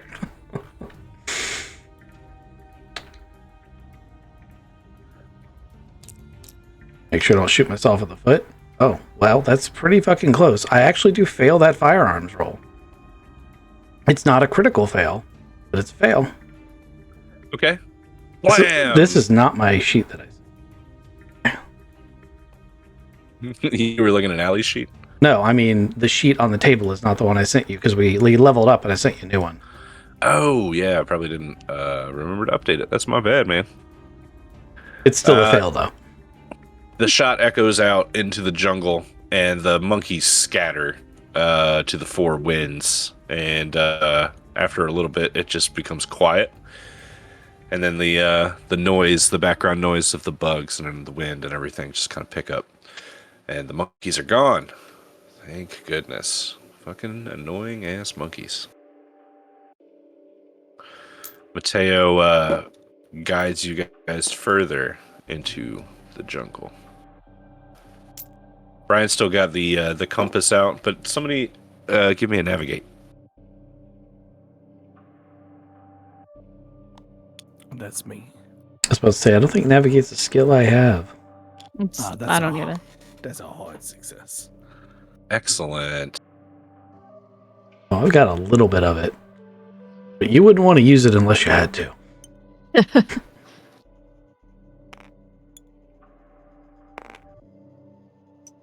Da da da da da da da. All right. So as you guys You guys just are straight up walking through the jungle for hours, and you haven't really come across anything else that's crazy. You guys have seen what quicksand looks like, and there are no ROUSs out here in the jungle, just the big pumas. So after a couple hours, let's say more than a couple, let's say 5 or 6 hours, you guys are trekking through the jungle, and you guys come across a clearing of where the jungle has just like been cleared away, and there's like vegetation actually been planted and growing in a garden plot. And you guys look up, and you might be at like the edge of a village. But the way that the jungle and everything here is, it's pretty thick. So you've seen some signs of human activity here, at least.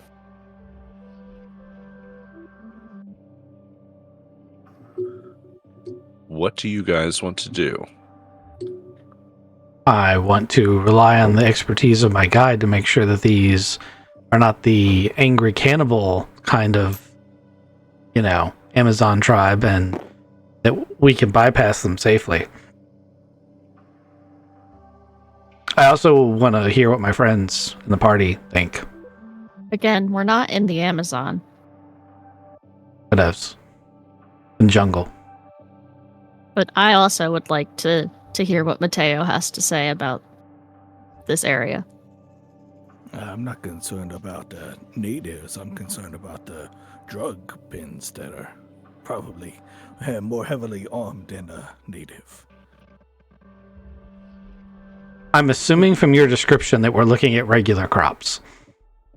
Yeah, they're like they're vegetables or something like taters, that kind of thing. Corn. Yeah, probably corn, jungle corn. Yeah, I'm more worried about the cannibals.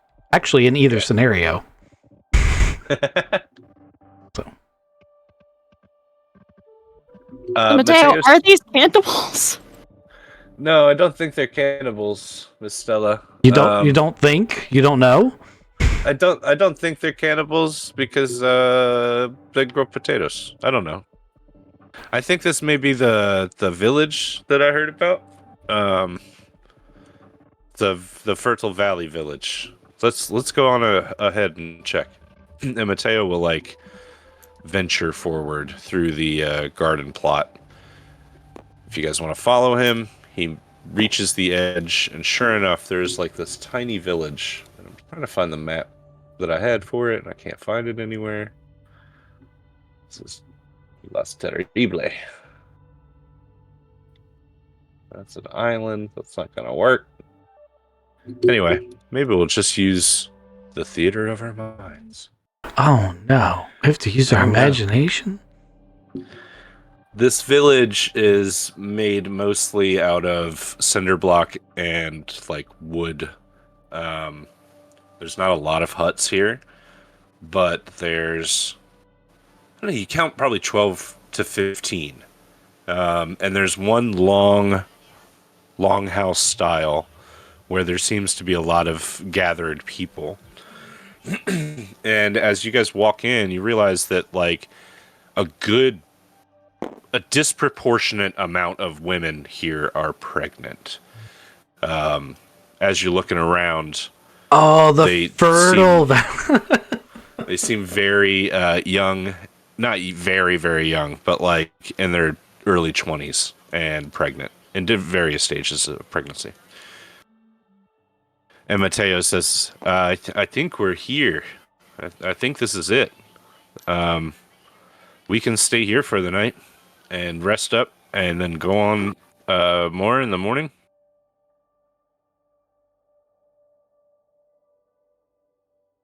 Do one of you want to liaise with the locals and get a feel for the place?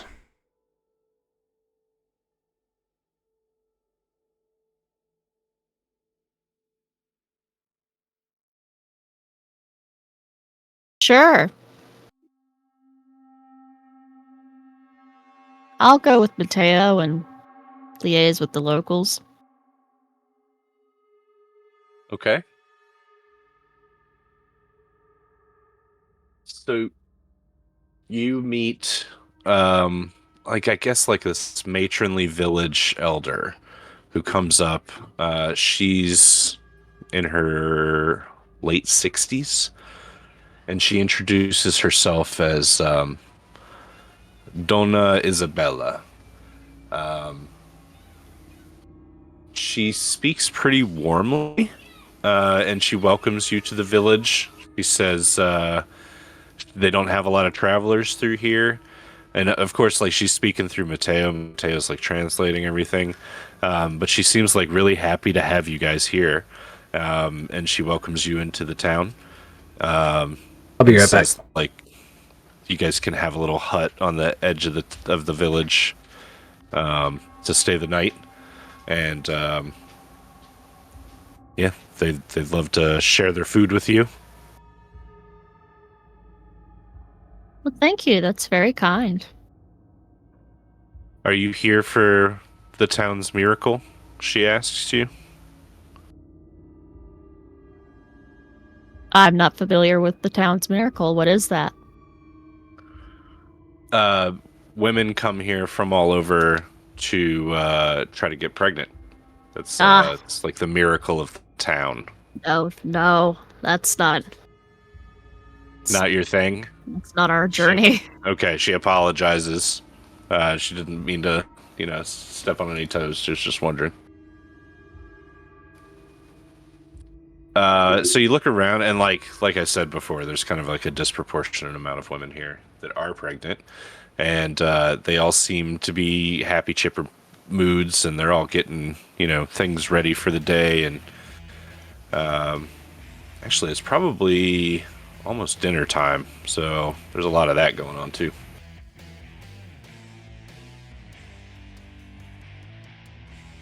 You guys are welcome to stay, and Mateo will go and set you guys up the hut for the night. And as you walk through the village and kind of check things out here, they're mostly like family units. They're kind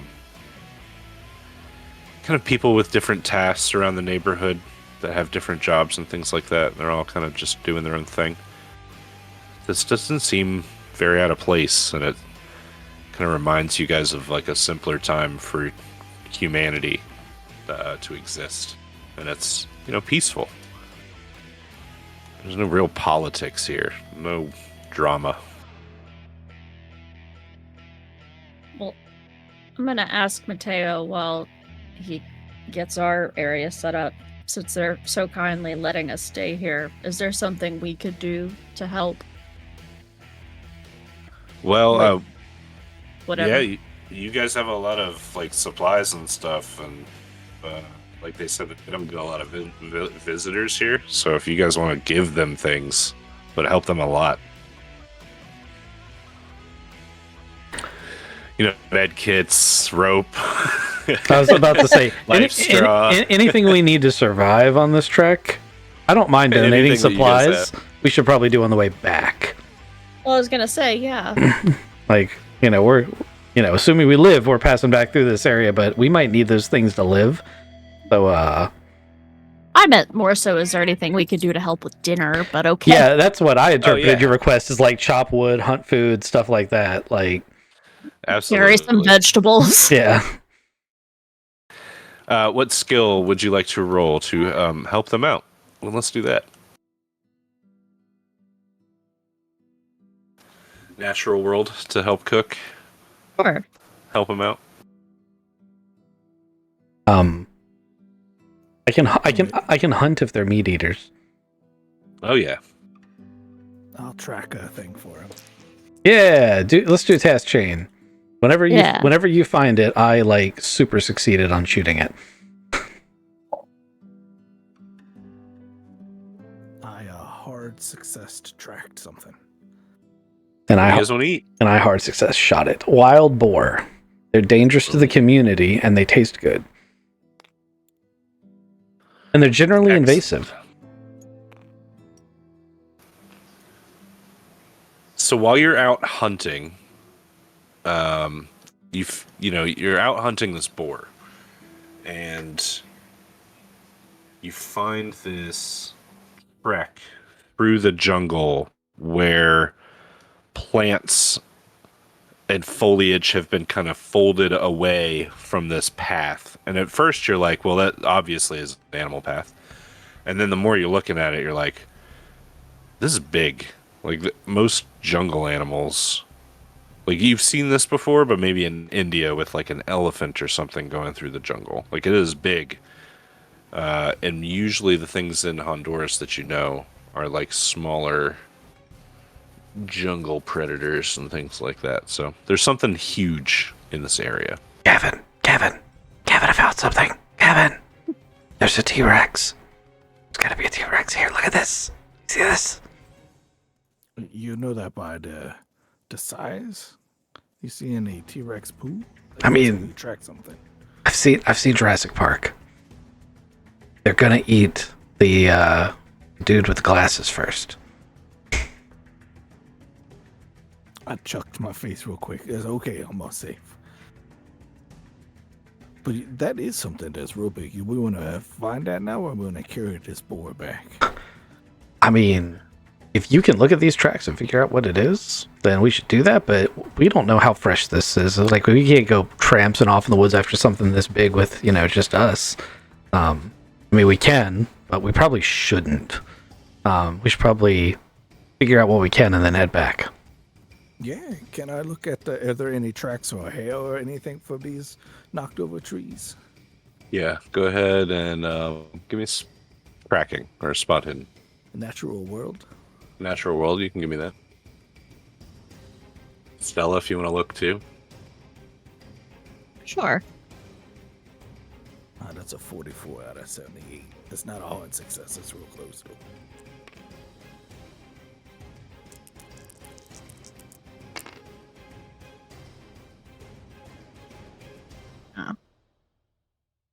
I got a 90 out of 84, so Does it fail? I just can't see anything. Stella, you look at it and you're like, that's a demon's footprint, is what you say. Mm-hmm. And then Gavin, you look at it and it's a hoof. It's a cloven hoof, like that of a cow, a sheep, or a goat. It consists of 2 claws where the toes are separate digits. You know what I'm talking about? Like 2 hoof prints. One side, one left and right. It's left and right, and there's multiple footprints of this, but it's a cloven hoof, like that of a cow. That's a 2-toed ungulate. Correct. My natural world of 10 has told me that we're going to get eaten by a dinosaur. Dinosaurs don't have hooves. Or are demons. Natural world of 10.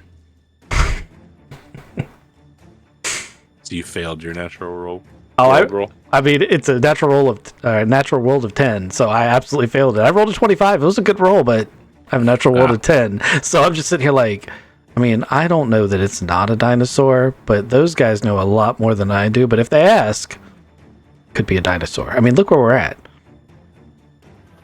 You do successfully get your boar, and you bring it back to the village, and they are very excited, and they will cook it down. Stella, you, with your natural world, you would help cook it and learn some stuff, I guess. Things like techniques that these evil-faring people would have. Very strange. They just like stick hot stones down the boar's mouth to cook it from the inside, I guess. I have no idea. But people seem like pretty happy here, and it's going well. You guys eat with the tribe and get, ready and settled for the night. You guys pitch up your crazy cool tents and all of your mosquito equipment. And Mateo is like, I did set up this hut, but that's okay. Because you guys would rather sleep in your super fancy tents with all of your mosquito equipment. I can put the super fancy tent in the hut. Yeah, just stick it up inside. We hit the checkboxes when we succeed in checks and pulp, right? It's not when you fail. Correct, it's when you succeed. Sure. I'm just sleeping in the hut. Also, what kind of male-female ratio exists in this village? Is it all ladies? No, it's not all ladies. It's Thank God, because Gavin would have been like, I'm never leaving. so like it's a normal ratio that you would find anywhere. It's not overpopulated with women. It's just the amount of women are young and pregnant. That's disproportionate. So for every, like, let's just say that this village has 60 people in it. And then 30 are male, 30 are female. But then out of those 30 that are female, 10 of them are pregnant. Which is like just crazy bonkers. Got it. Not in a harem of pregnant ladies led by an old lady. No. Not going to turn into a pregnant lady overnight. No. Kick my feet up and I am happy and I go to sleep. Full of boar. Full of spicy boar. Looking for a giant hoved creature. All right, so of course I'm going to have to do it. This tonight, one of the ladies, her water breaks. She goes into labor. And I don't expect any of you guys to, like, jump and decide to midwife this. Mateo does not do this either. Miss Donna Isabella, she is the midwife of this village, and she will deliver this baby. But I bring this up because it's kind of a cut scene as you guys are hunkering down to sleep. You can hear this woman, because it's a village, not a hospital. She's having this baby delivered, and it's culminating, and everybody kind of expects this to be like, okay, so everybody knows, how to deliver a baby out here in the jungle. This apparently works all the time.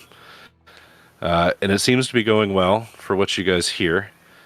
But then the baby is born, and you hear the baby cry, which should be like relief and a good time. Unfortunately, like, the mother immediately starts to bawl. And even with this, like, little sound of an infant crying, it doesn't seem like everybody's happy. And the mother starts to wail as everybody else kind of gets quiet. But you guys are in your huts. Mateo's already asleep. He's like passed out. A lot of trekking today. Sounds like that baby came out, perhaps maybe not the, not the daddy. You are not the father. Mateo, wake up. Mateo's You not the kick him father. No, but he would be Yes. able to tell what's going on. That's right. He would be. He would understand the words. What's up? Something's happening. Okay. And- I get up. What's going on? You just want him to go out there and find out? Yeah. Right, so you're like, somebody had a baby out there, Mateo, and then everybody got quiet. We want you to go find out what happened. Mateo's like, okay, I'll go do that. And he goes out and he leaves for a little while. And I'm gonna walk with him if that's okay. oh, you gonna walk with him? Yeah. I don't really know the language, but you know. All right, so you walk with Mateo over to the Longhouse hut, and there are people gathered outside. And Mateo walks up and he says in Spanish, he starts talking to them, and he looks at you and he says, "They won't let us inside. They said that the lady in there, she had a baby, and the baby was born wrong. So it's a kind of a tragedy." And he like crosses himself, very Catholic. And he's like, sorry to hear it. And he like continues speaking. with the people outside of the long hut, like standing by the door. May I use psychology to analyze the body language of the people around to see if this is just a normal level tragedy, if there's something like supernatural going on here? Give me that roll. Come on, Dees, don't let me down. Oh yeah, that's what I want. That's a success. It's a regular success. This seems like a very bad tragedy. But they're not like afraid. They're sympathetic and like, like this is a tragedy in the normal, preemie baby or miss or what is the word I'm looking for? Disfigured child, and not a little demon is running around in their house and they're afraid now. There is a bit of that to it. And I'm trying to figure out how to convey it to you properly. Of course I can just shoehorn it in and be like, yes, maybe two of the older members of the village have they look at each other. They give each other this look as Mateo's asking questions, and one of them nudges the other one, is shut up, don't say what you're about to say, and cuts him off. And Mateo even questions what's going on, and presses the point. And it turns out there's something about this village that there's just a strong ratio of babies born with disfigurements, is what this older couple ends up explaining to Mateo. Mateo turns to you and he explains it to you. It's the baby was born disfigured, but not necessarily dead. So Dona Isabella has taken the baby into the jungle. The mother will not have the babies, so the parents are grieving, he explains to you. Okay. I'll walk back.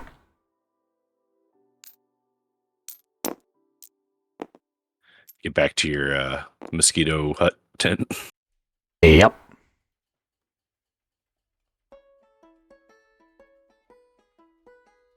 How weird is it?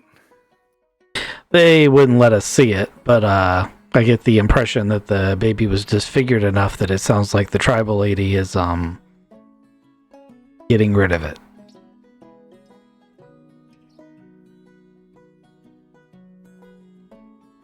And I, zip myself into my tent. We have individual tents in the hut. Is that how you guys want it to be? I mean, my sleeping arrangement is that my hammock is my tent. Okay. So Yeah. So you guys have 3 hammock tent things hung up on this hut. 2 of those. I'm just on the hut. Oh, you're just on the cot. Yeah. You're with Mateo. I'm gonna look at Mateo and say, do we want to follow her into the woods? Mateo looks at you and puts his eyebrow up.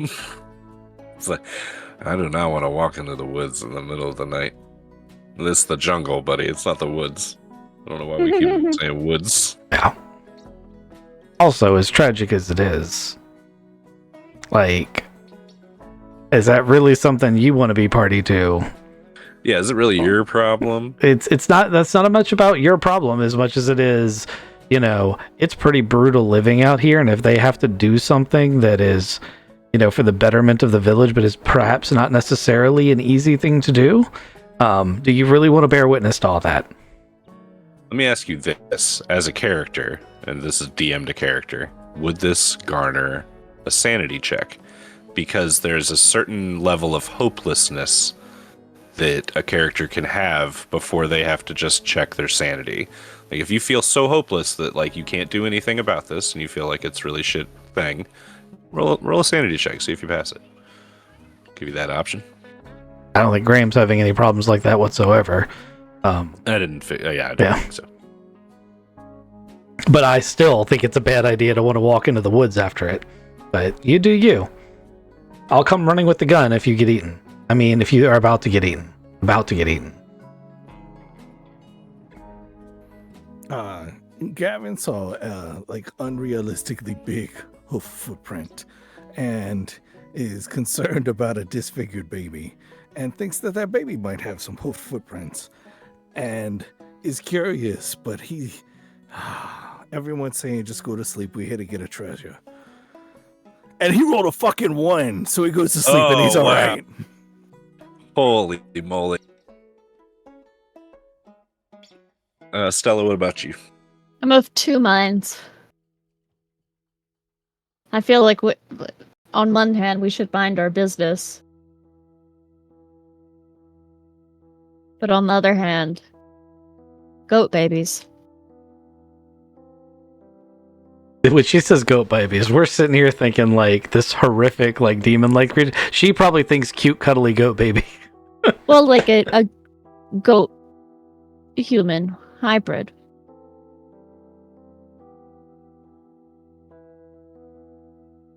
That's probably something we should be aware of. Now, when she takes it off, we don't know the answer to this. I'm just wondering, when she takes it off into the woods, what's she doing with it? Is she just like, be free! Or is she killing it? Or is she feeding it to a bigger goat baby? Or, option C.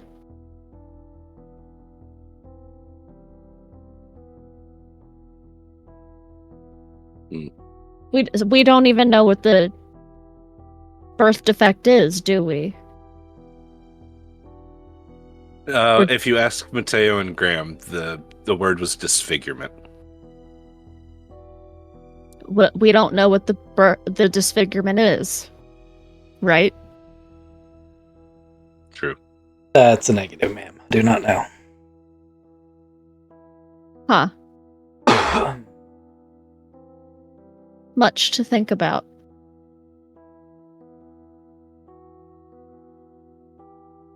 So it sounds like you guys are going to go to sleep. Yeah. Gavin and Stella were close. And then they said, don't worry about it. We're going treasure hunting. And Gavin went, I can do that. Gavin has a dream of finding like treasure Indiana Jones style. And Graham, what do you think you dream of? And Gavin, I'm not shoehorning that in. I think that you would dream of a treasure hunt. I mean, in this place with this stuff and the things that he's encountered recently, I feel like Graham would alternate between his normal stuff he dreams about, which is like flying and to think of and that sort of thing, and then sort of in a Indiana Jones-esque temple run, getting around traps to find the treasure. I've put it on the table. Stella dreams of this goat baby. Stella, you're a bit clairvoyant. Yeah. And you have this dream tonight, so close, like you're in this village. You dream that you're watching from a third-person point of view as Donna Isabella swaddles this infant and takes him out into the jungle. And she has a torch with her, and you follow along clairvoyantly as she treks her way to this stone pyramid, and it's overgrown. She walks to the zenith of the temple, and she places the infant multi-eyed goat-headed baby onto the stone altar, and she cries out in Spanish to this fertile goddess. She says a word that you don't understand. It's something. It's. Do you have any mythos points? Mythos score.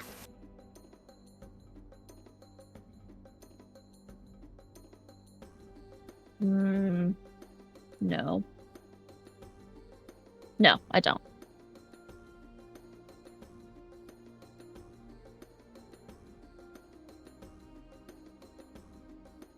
All right. I'm gonna give you a different name then. So it's not the mythos name.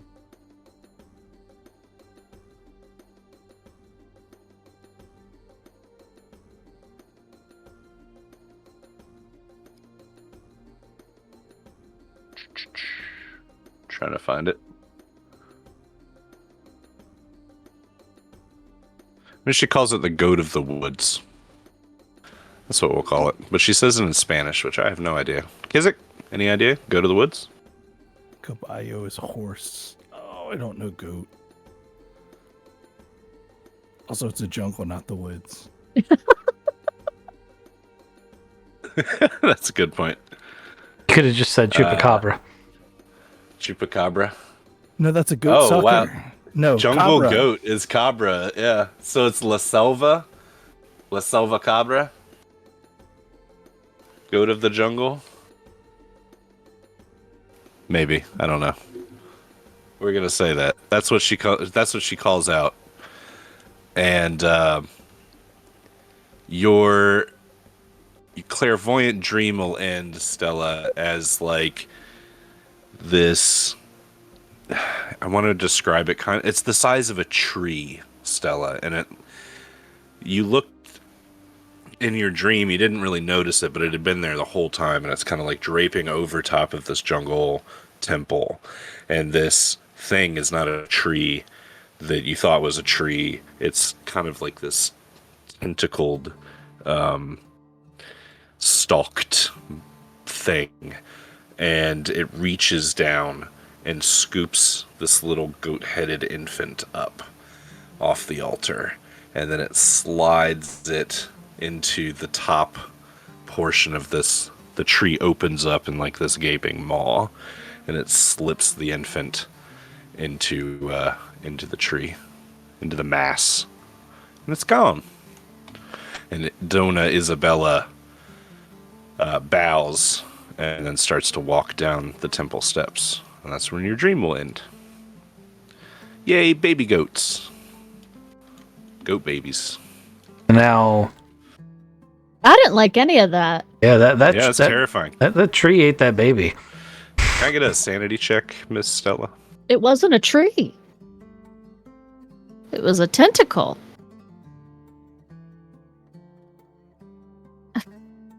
Excuse me. There we go.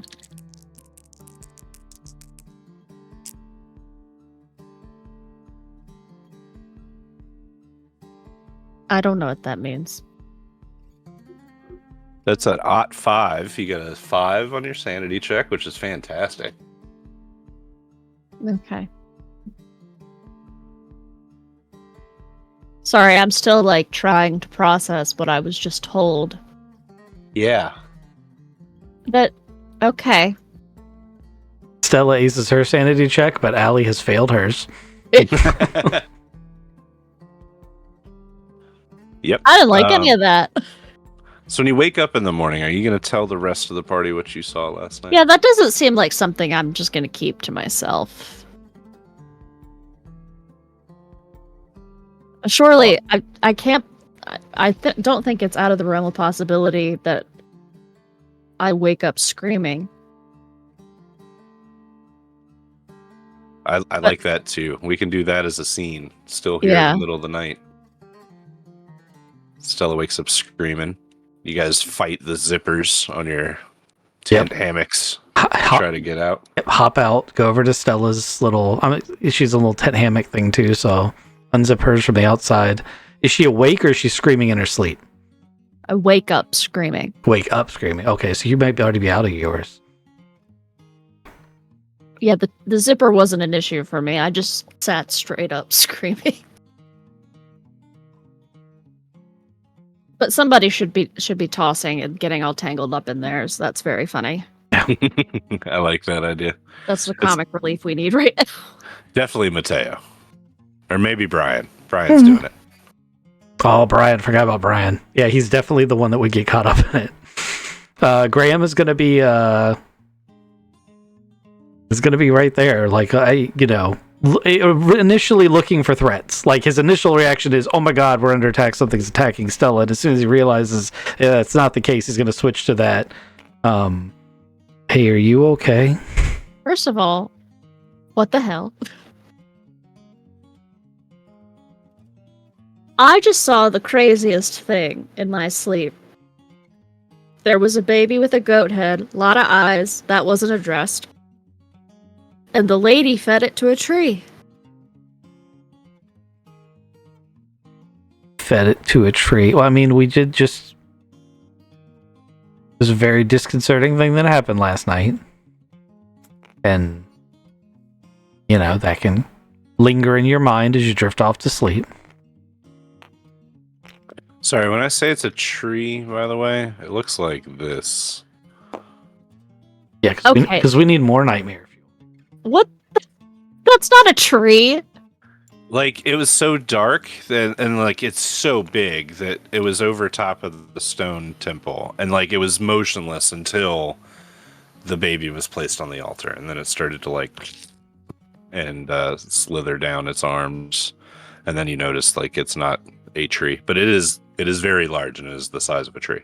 Okay, correction. The lady, Donna Isabella, placed this little goat baby on an altar, and what I thought was a tree turned out to be a tentacled monster, and it ate it. And I don't think it was a dream. I think it was a vision. Thoughts? I'm glad I didn't go out into the woods after. I'm regretting. I'm glad you didn't go into the jungle either. I'm regretting not having brought the RPG.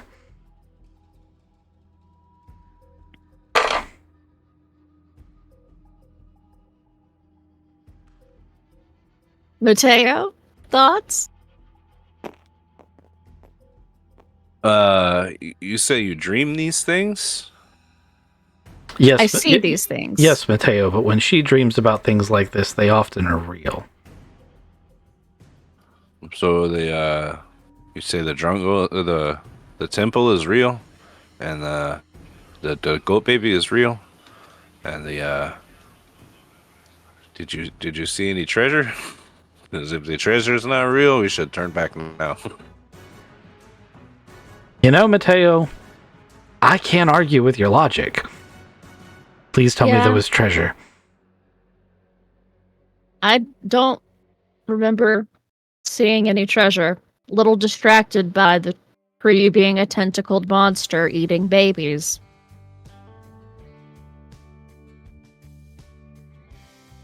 Brian, But hey, did any of your research turn up anything about tentacle monster that eats goat babies?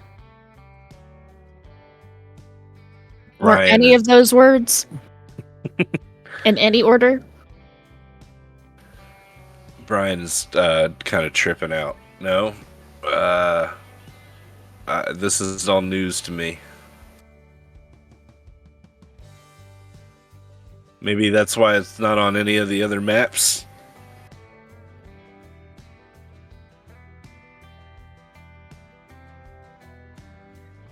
Listen, it's still like a culturally significant temple, right? Like if we can find it and GPS coordinate it, we could even sell its location, get some money.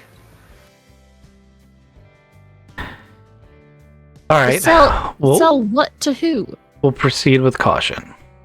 He means if we find the temple itself, we can sell the location of it to archaeological interests that would come send teams here to hopefully not be eaten by tentacle monsters. I mean, I think he only eats the babies. And it might have something to do with the high pregnancy rate. Who you say was there? The woman, the Donna Isabella.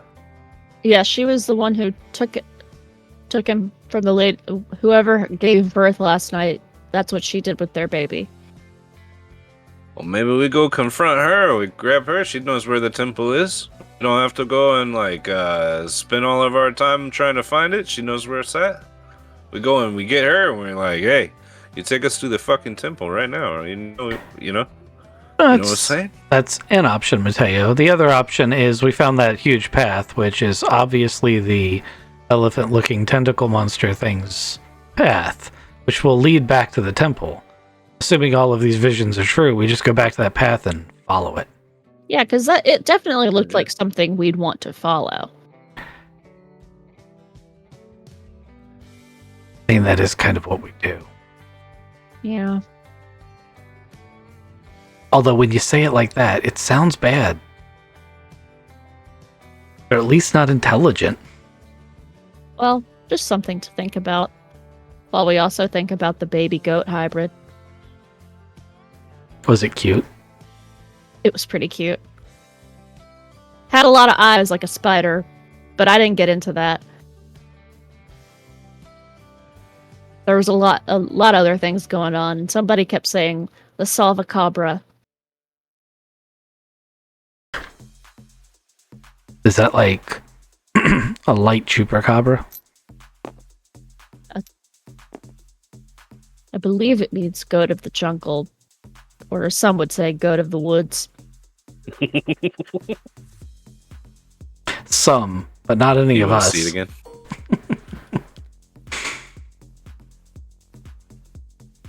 Look at It's it. kind of cute. Very healthy for a newborn baby. It's a big baby. That's too many horns. I want to not push that out ever. Yeah. That, Horns! oh Look at God. its eyes! Yeah, but of the things that'll hurt getting pushed out, the horns are really Maybe we should check on the girl who gave birth last night. Nah, she dead. Maybe we should ask about the girl who gave birth last night. Hey, you want to follow up with anybody? Oh yeah, it just seems polite. We know somebody gave birth last night. It's in the dead of the night. You woke us all up screaming.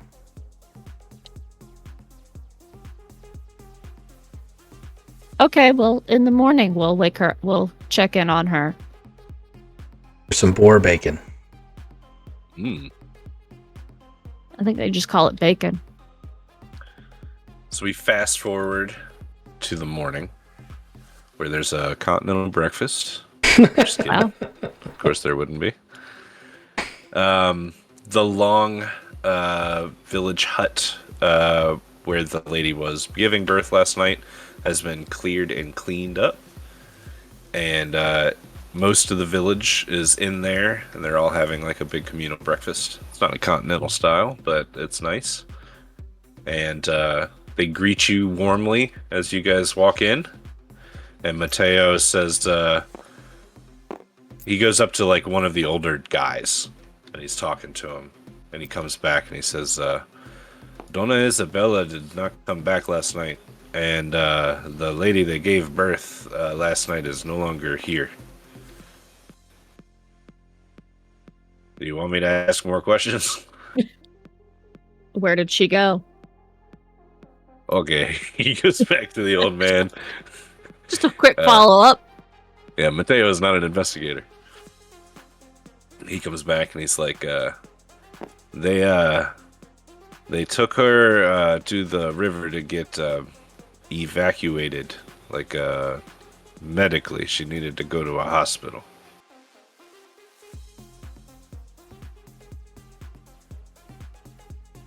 I mean, a complication with her pregnancy. Yeah, man, horns. Well, could you just ask whoever you're talking to, just for clarification, what was wrong with the baby? Disfigurement is what they say. I guess it's not polite. Just ask, like, how? Yo, what's the fucking wrong with your baby, huh? Baby's ugly as shit. Well, how was it disfigured? Go ahead and roll sanity. No, I'm just kidding. What human being would ask these questions? Oh, Cthulhu. Ask Would you them if say they to your keep any baby goats that- nearby. You think the mom was like into goats? Sorry, that's a weird question, but I know this is a weird question, but like, do y'all have any goats? you've looked around the village a bunch, and they don't seem to have a lot of goats. Like 0 goats. That would be not a lot of goats. Yeah, that would not be any goats. It'd be 0 goats.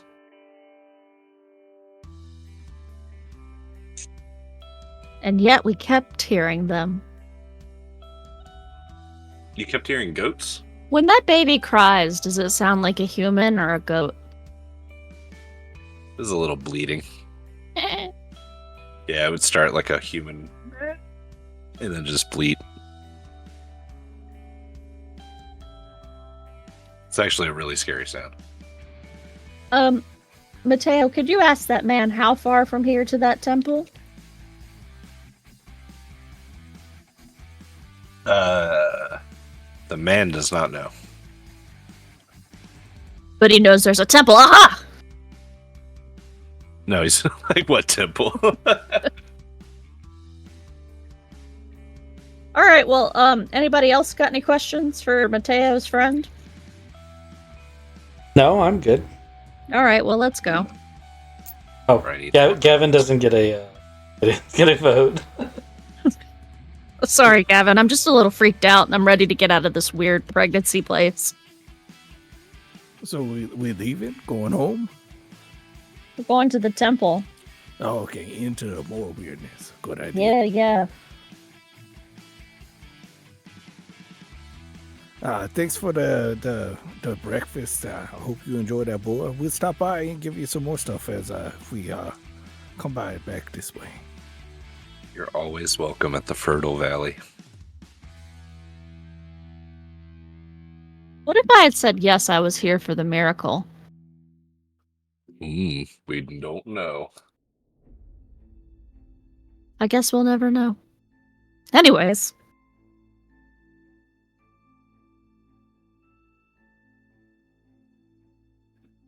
So, you guys, I mean, you can follow what Stella kind of dreamed of. She followed Donna Isabella, through the jungle last night in her dream a little bit. Or you guys could try to find the trail again, the big trek cut through the woods with the cloven hooves, and follow that. What's your plan?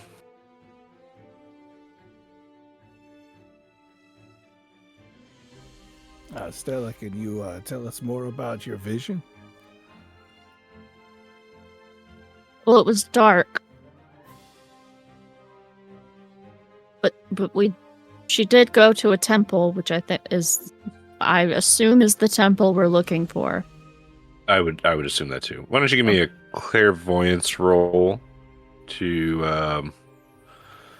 try to recall like exactly what you saw in your dream, and then you could like locate it. We do some magic here. I don't know how I got selected. There we go.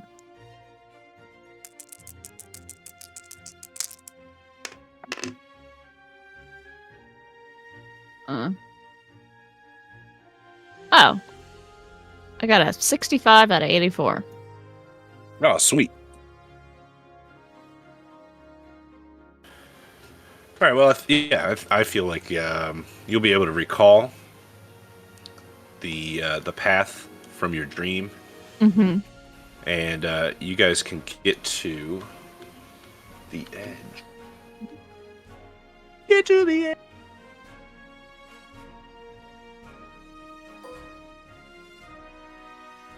So now I'm leading the way.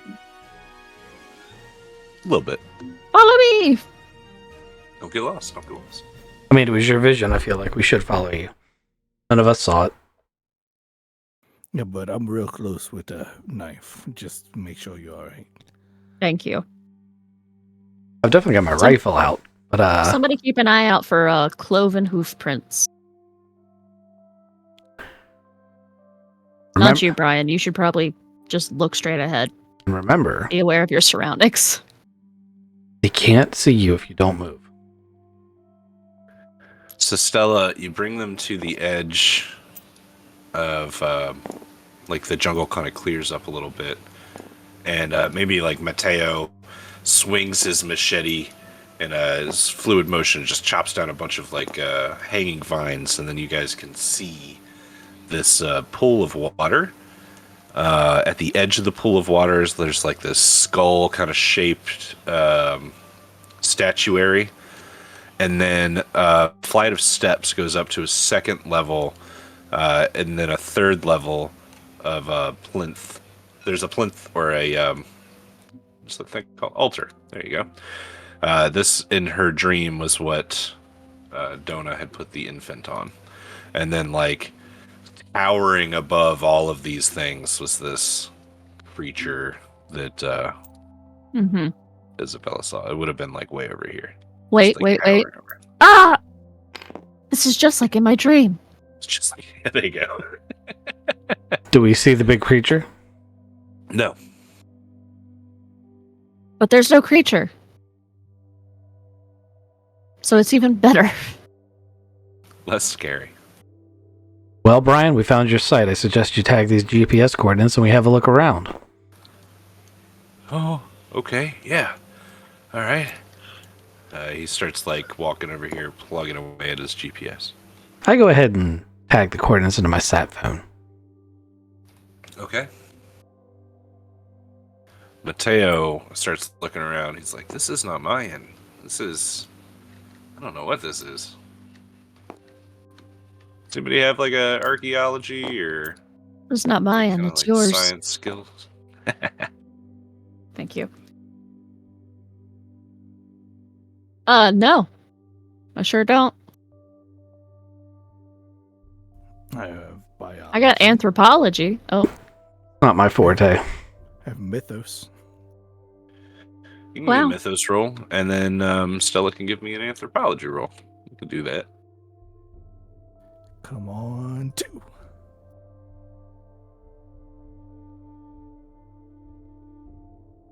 Gonna burn some luck. Is it worth it to burn 23 luck to make it a pass? Probably not. oh man. What'd you Got get? I got a 66, Oh, but I can't read, so I got really excited. could have been a 69. Yeah. That's a big fail on my part. This place is old. That's what you can deduce. Very old. And older creepy. than the 1600s by like at least 800 years. And it is creepy. It's been overrun. The trees here kind of look like they're branches end in Tentacled? sharp claws, yeah, and like tentacled, and it's very dark here. Even though it's you guys made it here pretty quick, so it's early morning. Guys, keep an eye out for weird mouths. Maws. I don't know what you'd call that kind of mouth. Yeah, maw.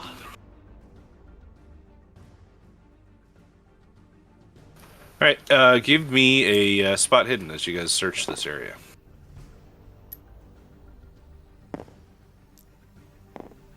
And let me look at this Dees over here. Ooh, that is going to be an extreme success. That was a 13. And my 15 is extreme success, so I'm extreme success on spot hidden. I got a 14 out of 37. So both of you get really good successes. I got a 45 out of 99. What kind of glasses do you wear? All right, so as you guys search the area. Maybe one of you will find there's like this stone box that's behind the altar. And as you'll have to get there. Both of you guys rolled excellently. So, oh, not Brian.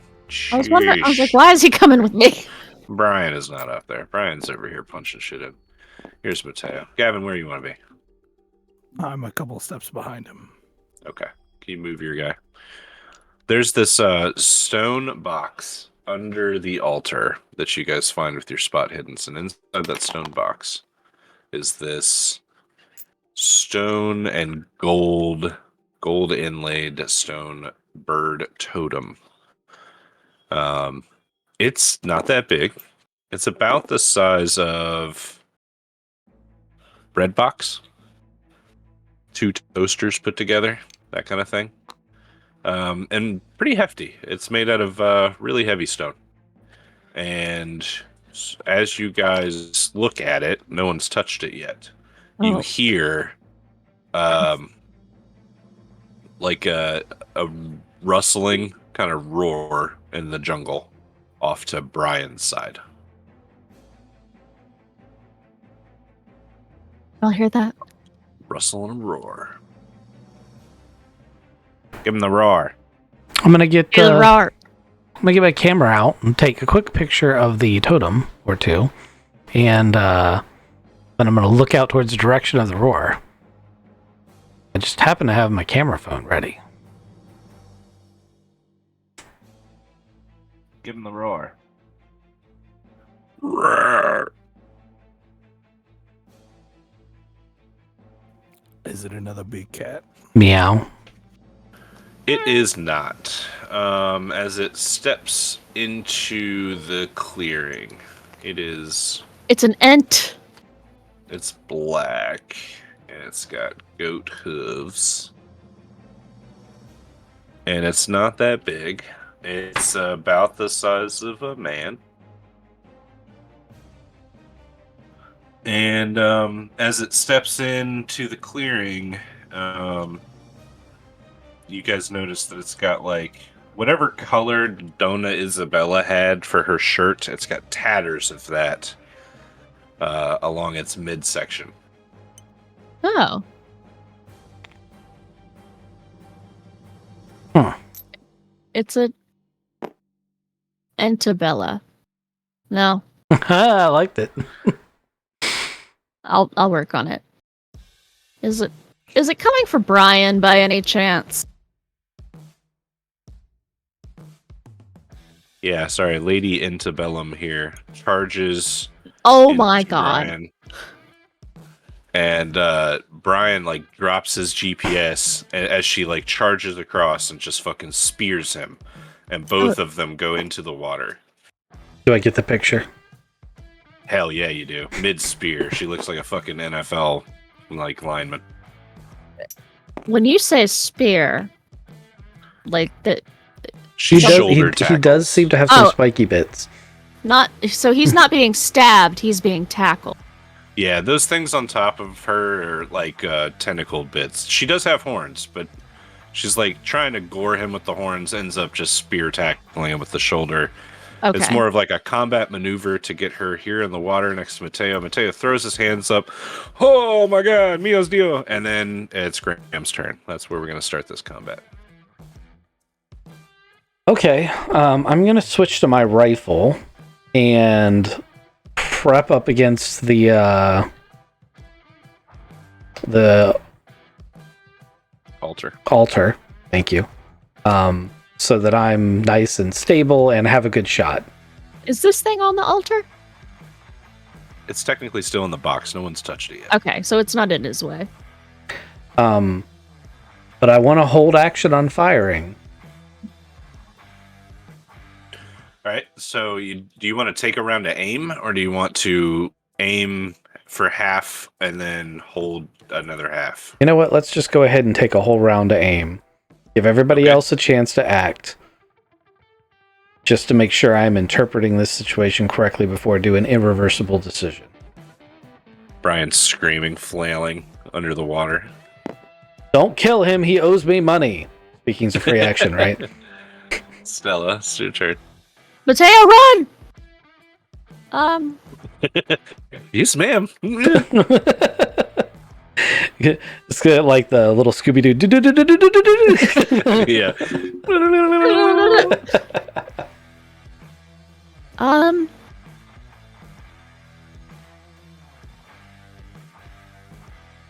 I truly don't know what to do here. I guess I could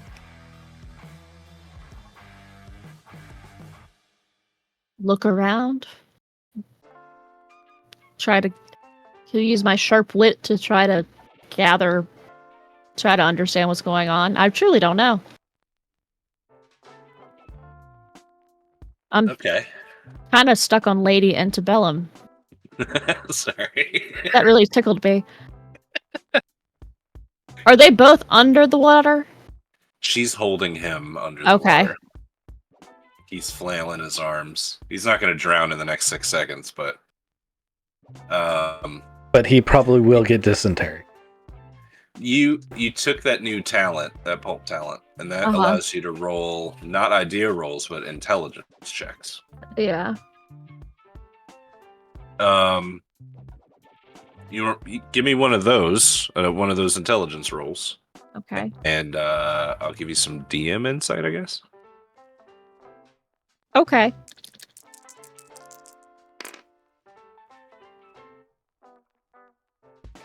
At a 62. Out of 85. Okay, so that's a good pass. Yeah. All right. This just occurred to me, and I'm sure it didn't occur to anybody else because it's not here.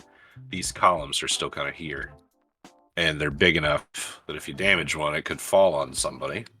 That's an option. Option number 2, we could always shoot the black goat of the woods. Option number 3, Stella, you realize that this is not the huge fucking monstrosity thing that you saw eat the goat last night. This is probably what the baby goat grew up into. Oh, and you know what? I've got something for this. Maybe this will be better. Not that. I need to figure. That GM insight's very helpful because all those solutions were go ahead and kill it. Yeah, you probably want to go ahead and kill it. Yeah. That's way better than Oh, That's what the yeah. AI generated. Okay, that is much different than what I was picturing. I was picturing a tree. No, this is not the tree thing. And- The tree thing was this. Okay. Yeah, and this thing is like on a completely different monstrously. God, I hope we get some scale. insight as to why it has so many eyes. and none of the goat-like sideways pupils, which I'm a fan of. Okay. You want to go ahead and shoot that when you're ready. Mhm. No rush, but hurry up. Beginning of the next round. Yeah. All right, so Stella says shoot it. Gavin, Aim for the eyes. How deep is the water here, and how high up is this from here to here? what do you want it to be? I think the water's probably only like 8 to 10 inches deep, and then the plinth is probably 8 foot up, 6 foot up. So you're probably So that- not diving in. That's not I put my knife in between my teeth and dive headfirst into the water. I Dude, wish if you wouldn't. want it, yeah, let's do that. Just this part around the skull, because there's maybe water coming out of the skull. It's a little bit deeper there. Oh, okay, yeah. So like, there's a waterfall there, and it ends up becoming like up here, it's really shallow, but then back here, it's like 7, 8 foot deep. So you're gonna dive, hit your head, and then be crushed under the water of the waterfall. Great. And Yeah. and if you don't get that concussion, you're going to try to get in hand-to-hand combat with the thing I'm shooting at. Yeah. I'm gonna be underwater when you take that shot. I'm gonna cut its Achilles from underneath.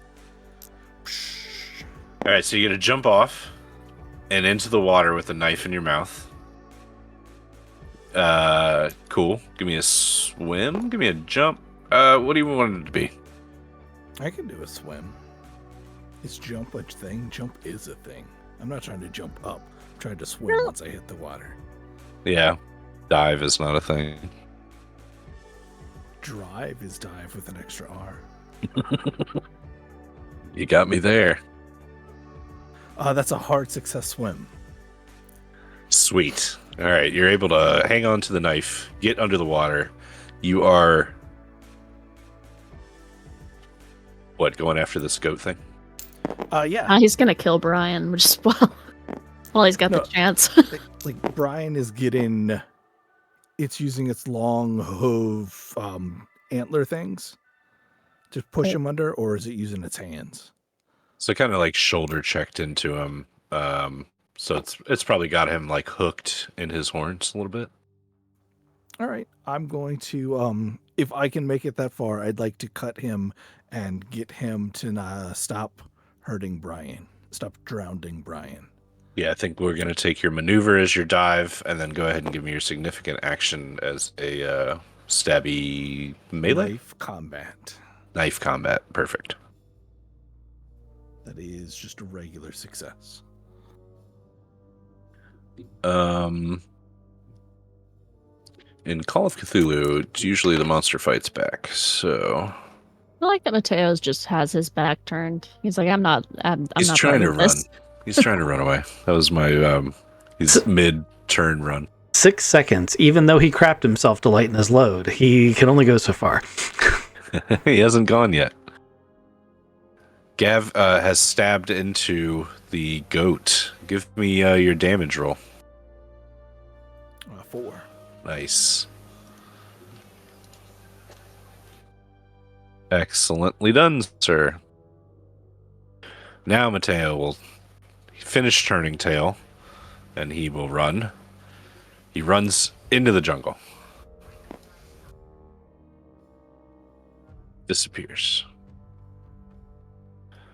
Brian is going to try to fight back.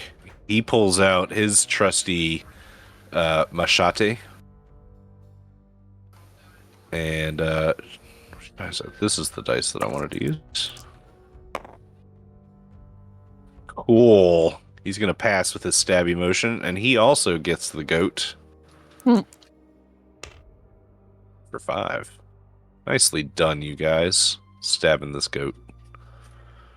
9 damage so far. Yes, reduce its hit points before I take my shot.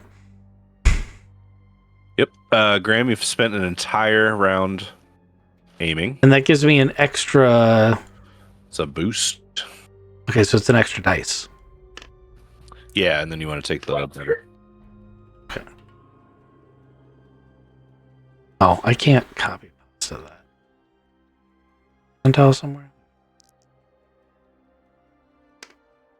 I just roll 2 sets and I take the better one, right? Yeah, roll 2 sets of the 10s dice and take the better one.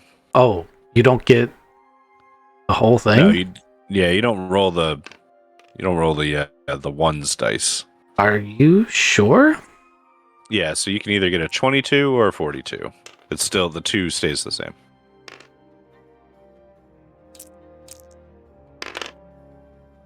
All right, well, I got a 35. And That's great. that is a regular success for me. Barely. That's what it is.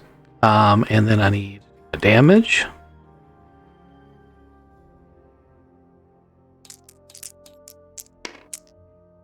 It did 8 damage. What gun is this? This is the 30 lever action. I am on bullet 4 of 6 that are in it. And I figure I brought at least 6 extra. So, cow! Echoing through the fucking jungle, the shot goes out and hits this goat thing. I'm up to 17 now damage on this goat thing. It is the goat thing's turn.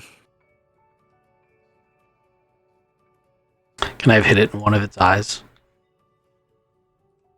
Yeah, you can put an eye out. It's got extras.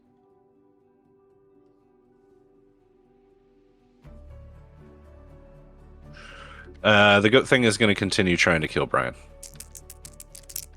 Isabella is going to... Oh, Isabella with a 92. Damn it. Stella, it's your turn. I'm gonna. You guys seem like you got this under control. I'm gonna run after Mateo and make sure he doesn't abandon us. All right. So you want to use like both your move actions? You can get down to the bottom of the stairs. Sure. Cool. I don't know what that would be. You want to give me a jump check? You can jump off the top, and you can make it further, like to the edge of the jungle. I'll give you that. Okay, I'll try that. Sweet. Roll that jump.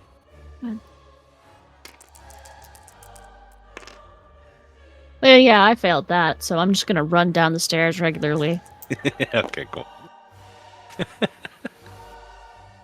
Stairs and ladders, right, Kizik? Ladders are dangerous. terrifying. It's fucking awful when we're in combat time.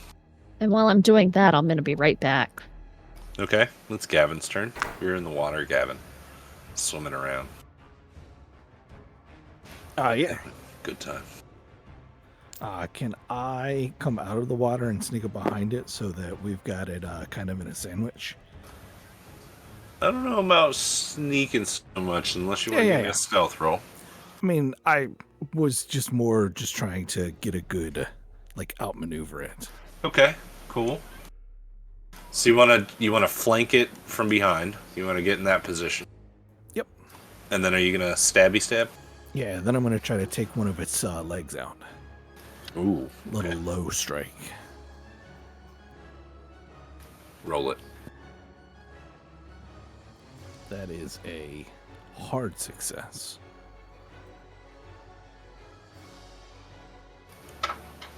Sweet. Sweet.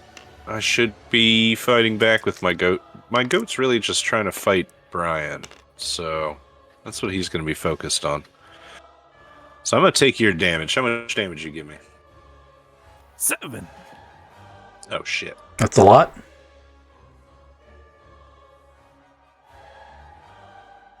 That takes me to...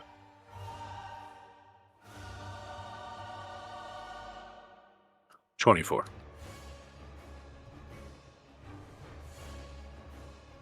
The goat goes limp.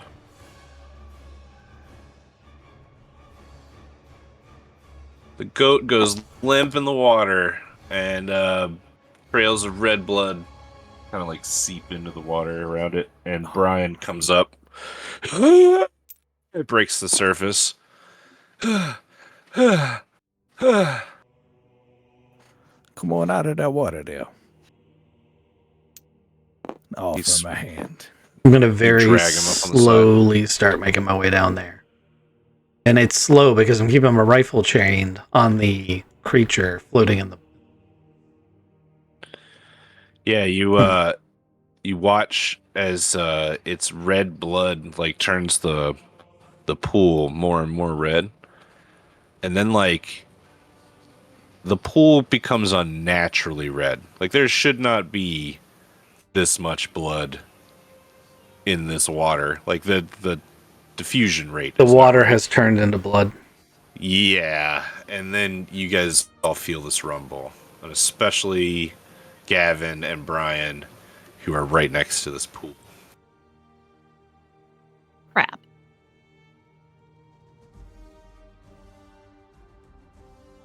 I take a step back from the pool.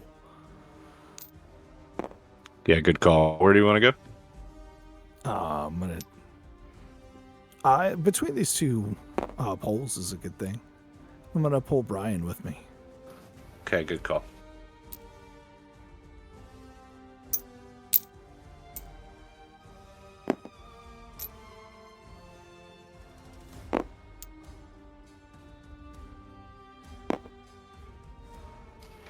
All right.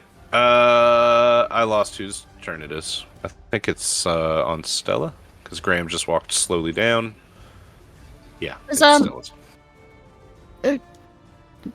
The goat lady retaining her goatly figure. She did. Okay. And it's floating kind of like face down right now in the blood water. And there's a huge tremble to everything around you as like the stones are shifting under your feet. And I'm sorry, I made an assumption. They killed her. Gavin stabbed her, yes. Okay. Now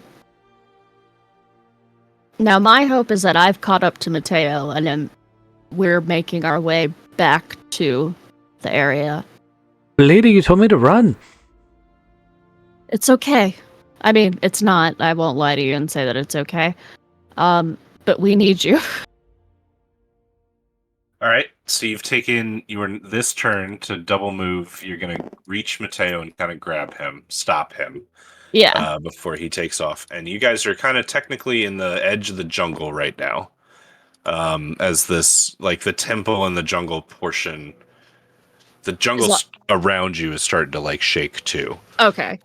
Okay. And maybe like the monkeys and the birds and everything around it are just kind of like fleeing the area in mass. Gavin, you've pulled Brian away. And you now, what do you want to do for this couple seconds? Because at the end of your turn, basically all hell's about to break loose.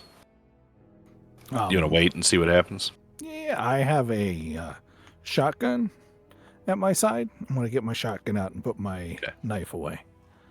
All right. So you exchange your weapons, change them out as this thing rises out of the water. It is the tree-sized thingamajig that Stella saw last night. It comes out of the water like the water is like a portal to a different plane of existence, shimmering through, just like at non-Euclidean angles. This thing comes out, and I need sanity checks from everybody. For housekeeping purposes, I know you don't care about ammo counting, but I didn't use an action during my turn, and I'd like to have reloaded. You can absolutely do that. Okay, sanity check. Let's see if I my marbles. Let's see. You got to score below your current sanity. Okay, I pass. I passed. Okay, so if you pass, you still roll a d4. Let me know what that is. Have you failed?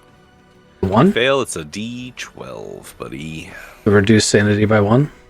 Ah, Yes, damn please.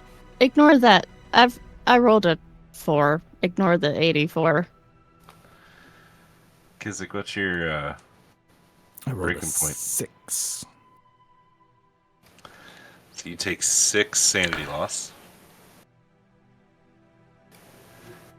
That makes it you've passed 5 in a day. So I need you to roll an intelligence check. You want to fail this one.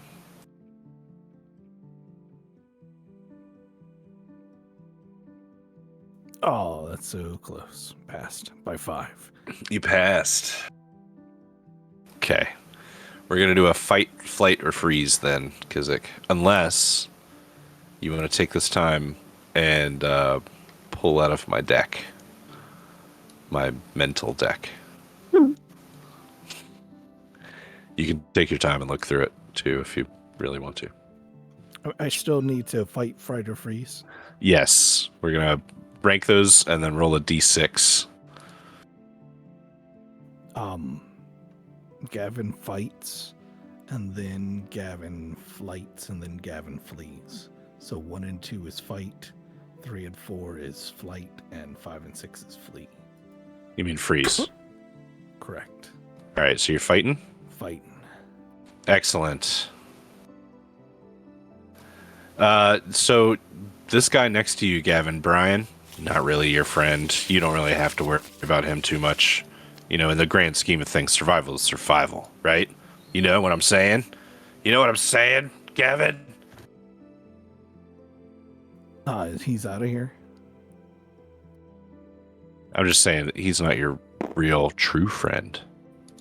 Just at the end of the day, Brian Wilson's a bag of meat. That's your fight instinct kicking in. Oh, I'm fighting him. Yeah. I'm gonna push him to the dark youngling. Perfect. That sounds great. Give Be a melee or a brawl to push him.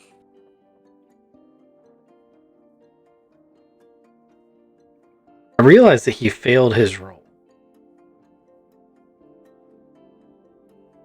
But, like, that was the GM baiting a player. It was. He kind of took it.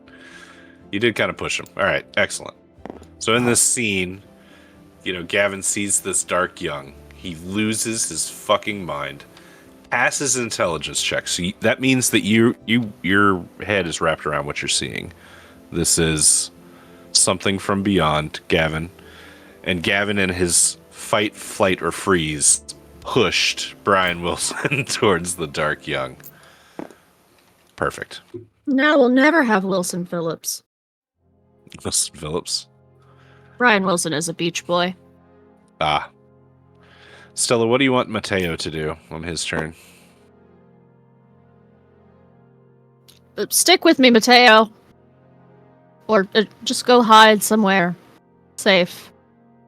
I can hide, Miss Boudreaux. He fucking nailed that with a 1. All right. I'm not sure him hiding is the most optimal thing for us. Well, I don't know why I'm making the decisions for Mateo. I just want to make sure we hold on to him. You're making the decisions for Mateo because the GM's trying to give you an ability to fight in this encounter without having the ability to fight on your character. You were here with him because you had chased him down to the jungle. You want to use him to fight? Sure. Okay. Mateo looks at you and he says, what did you find near the altar? You think we might be able to use it against it? Well, we found a bird totem. You know anything about bird totems? Like totem, like ancient artifact kind of thing? Uh-huh. No, I don't know a lot about it, I'll be honest, but, Oh. Weird that you asked, but okay. It just seemed important, maybe. Damn it, Mateo. Mateo, you got any ideas on how to fight this thing? This thing, maybe we just run away. I don't know. Mateo's scared. Okay, Mateo, you can go hide, and I'll call you when it's safe. Mateo pulls out a little 45 caliber pistol and goes hides over here with his 1. It's amazing. Okay. If you want to use Mateo to fight, you can go get him out of his hiding place. The GM just gave you such an amazing thing that nobody but you can do. It's okay. We'll figure it out. I'm not going to force a man to fight that doesn't want to fight. That's not what I'm talking about. The totem. The totem. There's something about the totem. We're not going to be able to kill this. We're all going to die here if we don't figure out the trick. Okay, well, that's Mateo's turn done. Yes, it is. Brian's turn is he had just gotten pushed by Gavin. Brian's like, "What the hell? What the fuck?" Oh, you know what? I didn't actually roll his sanity. He should actually be. He's okay. He's good. He's good on it. Brian takes off running. Which way would you like him to run? He doesn't want to stand here and get squishied. North. Up. Yep. I said north. Oh, this way. North, from your perspective, is but this way. Which way do you want him to go? You take him.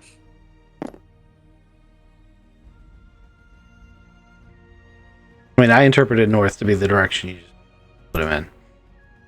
This way. Okay. Away from the temple. Go fuck, go fuck, go fuck, go fuck. Brian runs. You know what? That would be kind of fun. Brian runs off into the jungle, and the dark young turns and starts to lumber out of the pool towards Brian, stepping on top of the goat.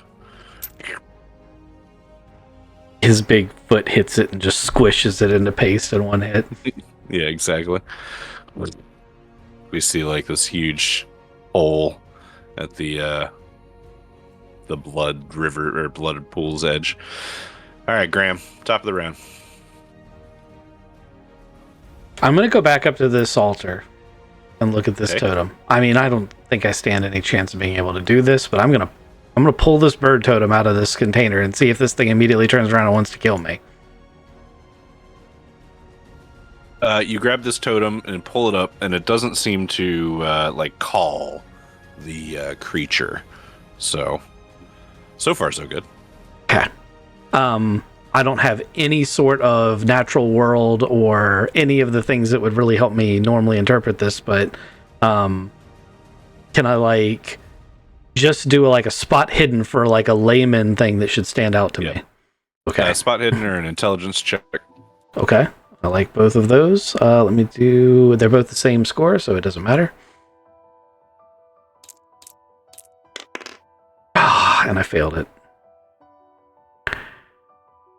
Fuck. Okay, I'll burn 5 points of luck.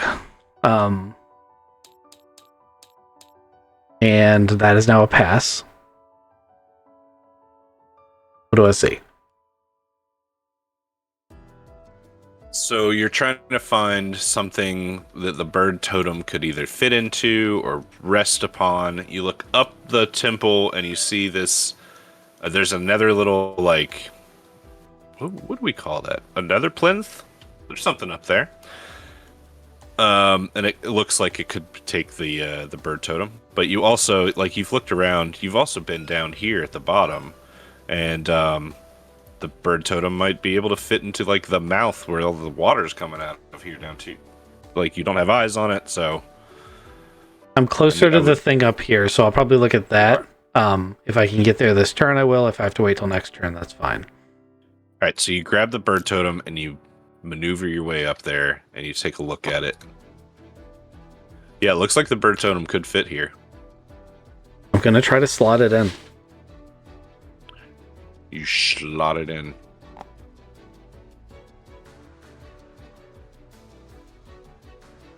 Does anything happen? Yeah, there's a pause in the trembling around the temple. And the water blood goes kind of still here in the center. And the dark young creature thing, this big tree-looking thing, it wasn't completely out of the water yet. And now it looks like it's stuck. Like its foot can't leave the water. The rest of it is out. Maybe it's like this position. It's got one leg in and one leg out. Yeah, now it looks like the blood water here has completely solidified. Ooh. Close the portal. Stella, Yes. what would you like to do? So the water's solidifying down here, you said? It Or- looks like it's trapped the dark young's foot. Huh. Convenient. I would like to do another intelligence roll and gather some fact. Yeah, hit me.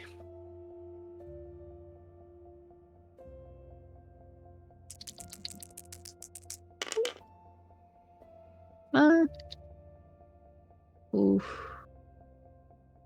Well, I failed that by 2. You know, burn some luck. Yeah, I will. Push the roll. I'll burn 2 luck.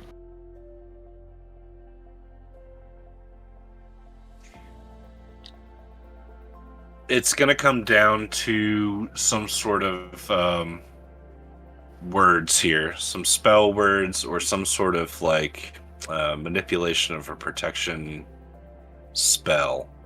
Okay. You're the perfect person to have this idea. With your magic points, you'll be able to go up to that bird totem, and basically, so you've got a focus, right? The bird totem is a focus, and then you've got this pool here, which is like this. It's a location base for this spell. Mm-hmm. It just needs the power words here. Gotcha. Any words would do, but it just needs more focus than placing the bird totem in the right spot. Just a little bit more. Okay. Any words will do, you said? With the right intentions, words can do a lot. Okay.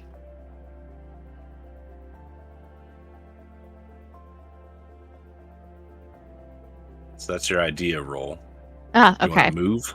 I do want to move. I'd like to join Graham up there. I'll just take the stairs normally. All right, you get halfway this time because of the distance, unless you want to take a jump and try to like. Oh no, that's fine. I'll just chill out there for a second. You can also scream to him or yell to him too. Like that's always a free action. That's just optional. Hold that totem where it is, please. Thank you. Yeah. This seems to have kind of worked. I was hoping it would force it back through the portal. Stella knows that. Yeah, that's probably true. It's just halfway there. Living on a prayer. Yeah. Gavin, what would you like to do? I am temporarily sane. I just pushed a guy potentially to his death. This thing that came out of a no world that shouldn't exist, and I just burned it into my mind, now needs to not be here. And I have a sawed-off shotgun. How close is Close enough. 5 to 10 yards? I think that would be 10 yards. Cool. Because it was 30 chasing feet. after Brian Wilson. I'm going to sneak around the corner like a professional hunter, and then I'm going to hit it in its eye hole. Stupid face holes. Too many teeth eyes. Go ahead. Give it to me. I also have a double-barreled shotgun. I'm pulling both the triggers, It's good to know. and I am missing terribly. The recoil on that sawed-off shotgun. What's the malfunction rating on that gun? Hopefully it's higher than that. I gotta find it. What's your firearm skill level? 67. All right, so it's 100 or above. It, it doesn't vary per weapon. Malfunction ratings. I know malfunction ratings are different. I wrote it on my sheet as 100. Well, it's a simple Should weapon. only be So, 100. well, the 3030 is 3030 malfunction rating is 98, and they do vary per weapon. But the shotgun is a simple enough weapon that I believe that it's 100. That makes sense. I just want to point out that it has nothing to do. It does not change when my firearms go. I'll have to look into that. Because I would figure that it would be 2 rolls. Because if your firearm skill is over 50, then your fumble should only be... A firearms 100. malfunction is not a fumble. Right, but how would you trigger the malfunction? With a fumble, right? I mean, you still have to fail. That's what I'm saying, with a firearms but it roll. wouldn't be a fumble. I mean, we can look into it more later. The way I understood it during a very brief read through was that if you use a weapon that has 98 as malfunction, you roll 98 or higher. Nothing else matters. The weapon malfunctions. Now, malfunction does not mean that it explodes or bad things happen. You pull the trigger, nothing happens. Dragon. But that was just my interpretation of it. Otherwise, Good why way to does shotgun. why does that stat exist? Yeah, that's a good question. Either way, this shotgun would be fired and does not hit, does not malfunction. Gavin, you're going to have to reload if you want to use it. Oh boy. Mateo's turn. Don't kill him, he owes me crosses money. himself. Mateo crosses himself as the good Catholic that he is, and he pulls his 45, and he stands up. Maybe he's got a rosary in one hand, you know? And Oh, he's, holy warrior. yeah, the pistol in the other, and he brings them together in like this nice gunner's stance, and he's like, "For God!" And he pulls the trigger. He gets a 3. Holy shit, dude! He fucking shoots his 45 into this dark one, and everybody that's watching can see like, ping. The bullet just doesn't even get through. The dark one just kind of ignores it completely. But yeah, good job, Mateo. Rolling a 3 is a success. Your reward is that you get ignored, which is really probably the best thing that can happen to you. Yeah, no shit. Brian screams, running further. He just goes into the jungle. He's not navigating himself around. The Dark Young, the big tree thing, half trapped in the blood portal. I'm trying not to give too much above table away. He turns. His foot is still caught, but like he can stay within the blood. So he turns, he sinks his other foot in, and now that one too is stuck. So he can't like get further out, but he can move within the blood. Does that make sense? Like it's like a puddle of carnage from Spider-Man.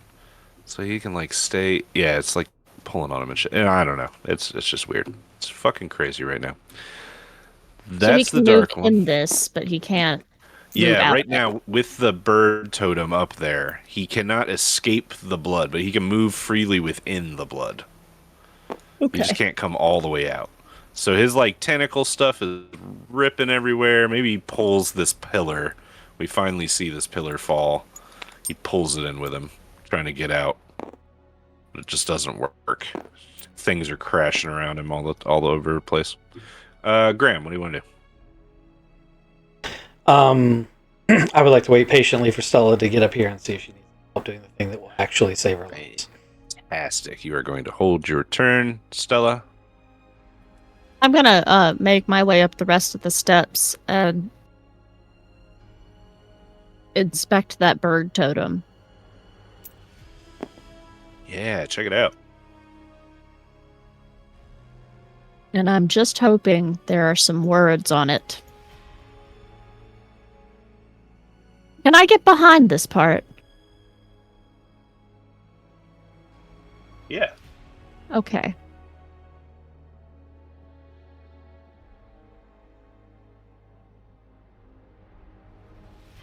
I'd like to get behind on the bird totem. Okay. So you're just gonna grab the totem. It's like 2 bread boxes. Sorry, it's not this huge. But you're gonna get behind the plinth. Yeah. With the totem. Yeah. I'm gonna look at Graham and say I have a crazy idea. Okay, hopefully that crazy idea involves you saying the magic words and make that portal suck it back in. That's my hope too. I'm gonna speak through this little hole on the bird totem. Ooh, I like that. Okay. What are you gonna say?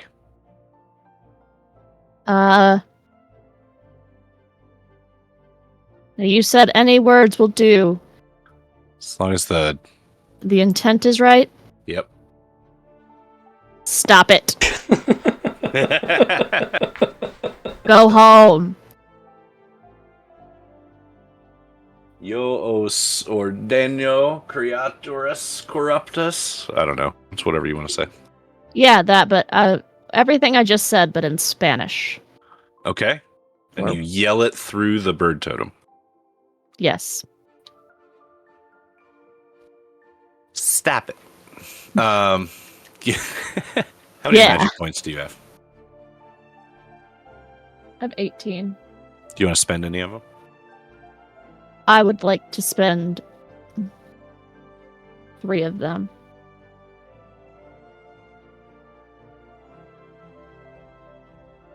All right, give me a power roll.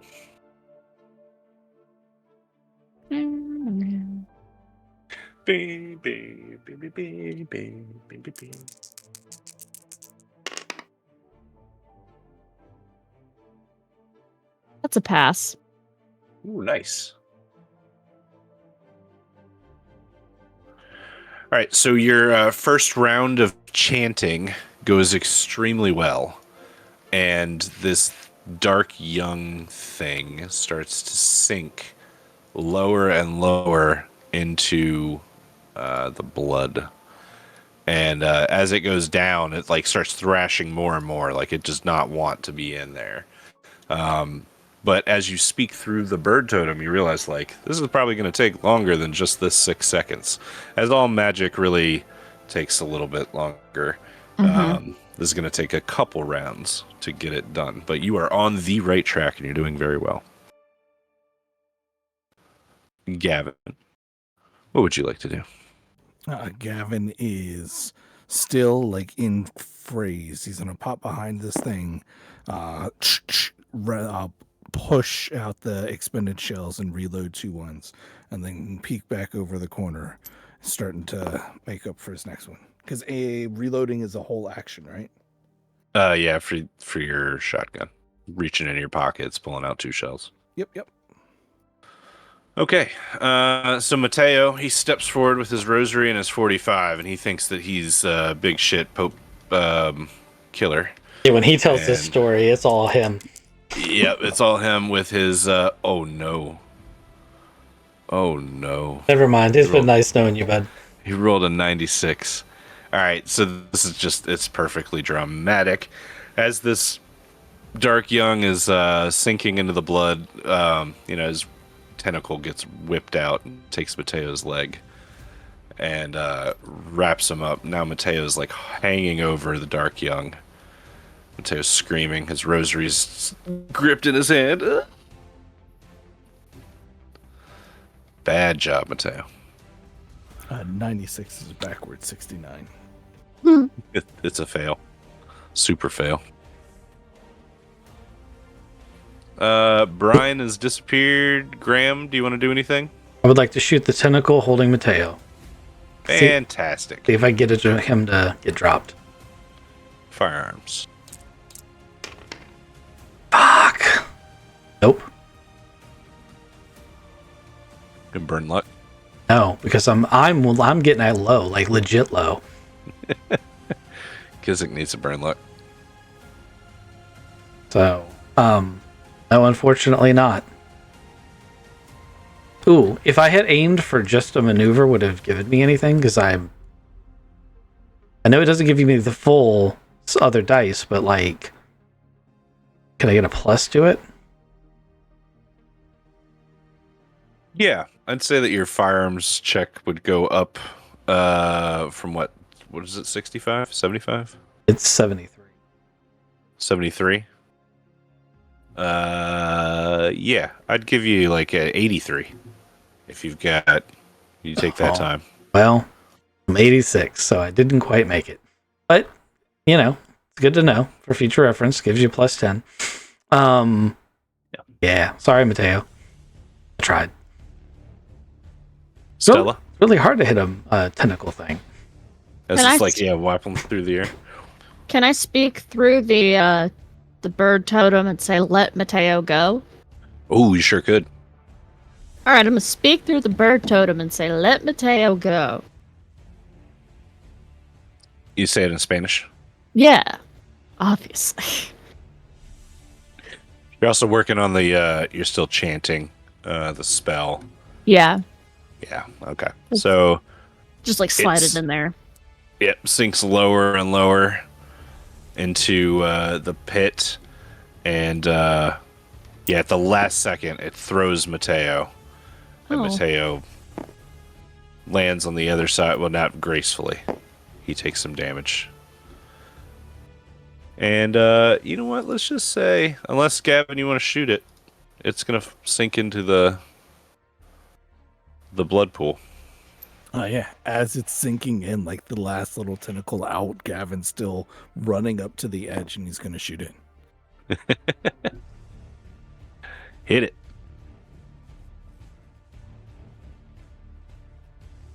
Oh, that's so close to 69 too. That is my exact firearm skill. 67 out Ooh. of 67. Beautiful. Check that box. Gavin, you think you killed it. Dips under the blood water, and then the blood water reverses back and changes back to blue.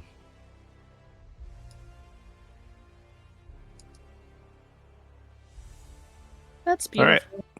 And we're out of combat. Ooh, that was exciting. You think we can remove this totem without opening that portal again?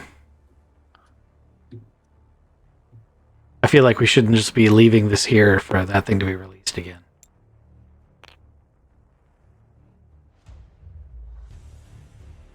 There's now a broken column that's leaning there. Oh, yeah. Gavin has reloaded and is just aiming like into the now clear water. Just pacing it.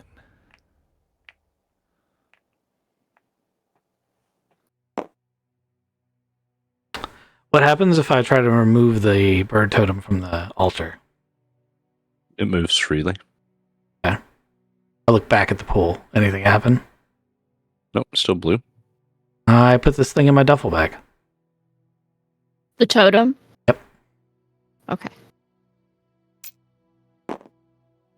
Oh, I'm coming Sweet. too. Yeah, I'm sorry. It's okay. All right, so we'll gather back up down here at the pool. Gavin's got the shotgun trained on the water. Mateo, groggily, comes over. He says, "This is enough jungle for me for one day, I think." I agree. We're going to head back home. We should probably keep an eye out for Brian. He's probably going to be huddled in a ditch somewhere on the way back. Okay, I'll keep an eye out. Somebody give me a luck roll as you guys are leaving. You want me to track him, or you need any first aid, Mateo? Oh, first aid would be great, Mr. Sharp. I rolled a 69 on my luck roll. Fantastic. So if that was to find Brian, can my critical success part of it be that we find Brian and he's found like gold or something? Yeah. He's stumbled into something artifacty that he can be like, look what I found, and we can have a successful mission on top of all the oogie boogie. Yep, fantastic. That was your medicine, your first aid there? That's Nice. almost a hard success. It just one off from a hard success. So you successfully save Mateo. Yay! And yeah, sure thing. So when Brian ran off into the jungle, he came across like a little stone like outcropping and like tried to hide in there. And when he dove into it, the floor collapsed. There was this whole thing where he like found his own room. It had a bunch of shit in it, and he found like leather bags full of gold. So Brian's feeling very, very happy as he comes out of like this little cave opening with ancient like Mayan coins, and he is super happy. Excellent. I'm super happy about that too. It owes me money. Mm-hmm. Did you pick up agoraphobia there, Kizik? I did. I now only want to be on the ship. Agoraphobia? Oh man. Okay, your character becomes very nervous outside familiar surroundings. This is me in real life, and must make a successful POW ×5 check in order to leave home or engage socially. Oh On no. a fail, take a minus Kizik, 10% you penalty. picked this one. You didn't shuffle it, did you? No, I rolled it and then pulled the first one out. Oh, wow. Okay. It's just so on point for you. Yeah, this is me in real life. Good job with the agoraphobia. Nobody ever tells me that. Yeah, me either. Good job with the agoraphobia. I have to I tell wish- myself that every time I leave the house. Good job. Maybe You do that's good my issue. I'm gonna start telling myself that. Yeah. And what I do, and it's very expensive, is reward yourself for leaving. It's like every day I get myself like a coffee or something. I'm like, that's my reward for leaving Oh, I the do love a house. little treat. Yeah, that's why I'm so huge. We go to Sheets at lunch. That was my reward, not just for the agoraphobia part, but for dealing with people without murdering anybody at work. Go and we eat lunch out every day. People get mad here at home when I come back home and I don't have something for them. I'm like, you didn't go out. It's my treat. Why would I get you something? Because I'm an asshole is why. All right. So your luck was fantastic. Brian Wilson has his gold. You guys got this 69 on the luck. That was pretty sweet. You're able to pick up the trail again and head back to the Siren's Lure. Where, do we have a name for the puma yet? Wart. Warthog. He's licking the inside of Moose's ears, and Moose is licking on Warthog, the puma.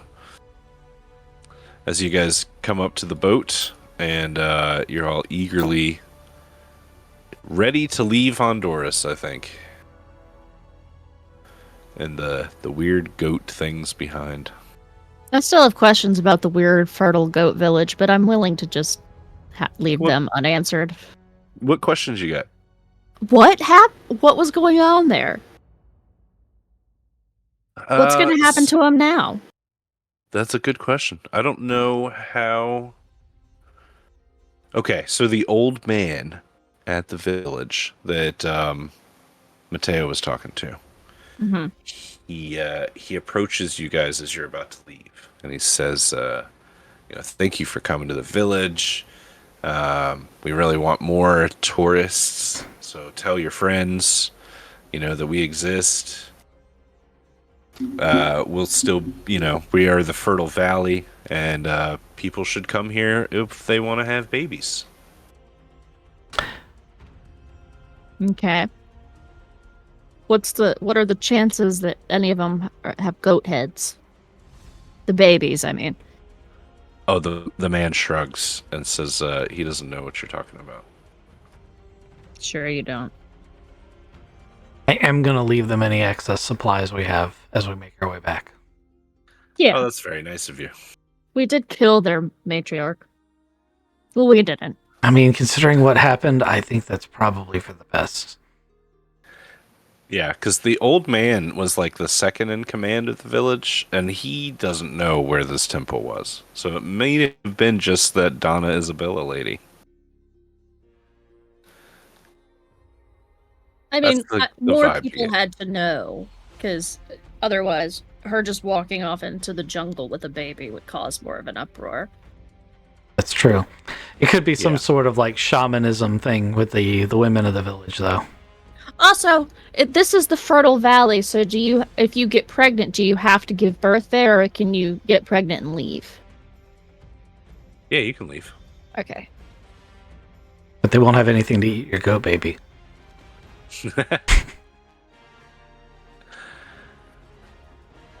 All right, we're gonna get back on the Siren's Lure, and we putz back up the Rio Coco.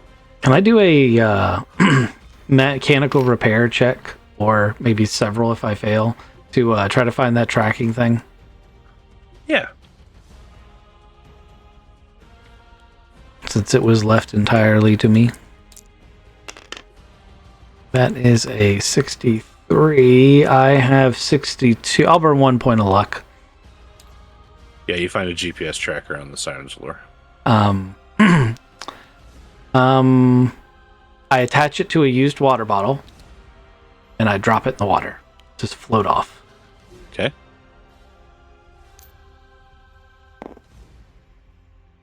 And we'll have a little camera scene of the bottle floating away with the GPS tracker in it, and then we'll have a red line travel montage as you guys come back up from Honduras. You drop Mateo back off in Trujillo.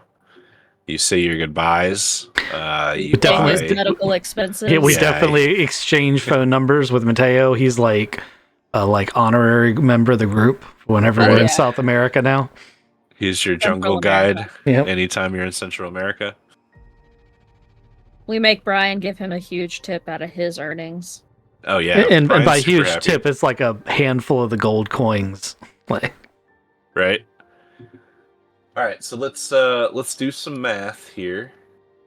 Some quick math. The coinage, according to this, the coins they're probably worth about $1.5 million. So each of you gets what, 30% of that? I mean, we Yeah. gotta pay the business too, so it's probably Yeah. more like 25%. This should make the math easier.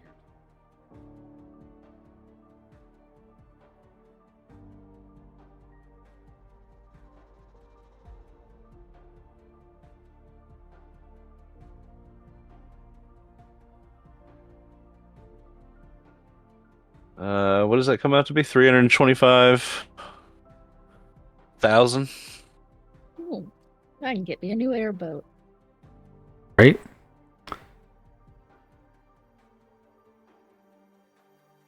There you go. Each of you gets $325,000. Damn! Between that and what you got out of the serpent person's Yeah, we're doing holdings, all right for money. you're doing pretty damn good. Yeah, I guess it's a good thing that Graham isn't really in it for the money. Do you guys start giving back to charity, or you reinvest in the vault? What do you want to do with all that? Little column A, little column B. Yeah. Little upgrades to the business. What kind of upgrades you want to do? I don't know why I said that. I'm not one of the owners of the business, so You sure could be. You can be our partner.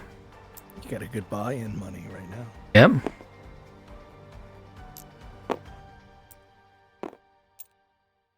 I want to get this artifact to the warehouse, vault, whatever it is, and cataloged and put away properly.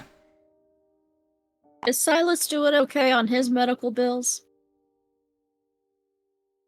His bills have started coming in. They are very expensive. Okay. If you guys want to help him with that, that's a good way to put your money. Yeah, we're definitely going to help Silas with that. He also, Marge has convinced him that life is worth living, and Marge found the armory in the vault. He has also found possibly a way to save Silas from the lung cancer. And she's been trying to convince Silas to do it, but it does come with an edge of risk. So Silas, of course, asked your opinion. Like, hey, if it's a 1 in 6 chance that I die, is it worth doing? What's the percentage that you die if you don't do it? 100%. Well, you're good at math, right? That's true. But it's, I mean, everybody dies. That's 100%. Yeah, I'm planning on putting that off as long as possible.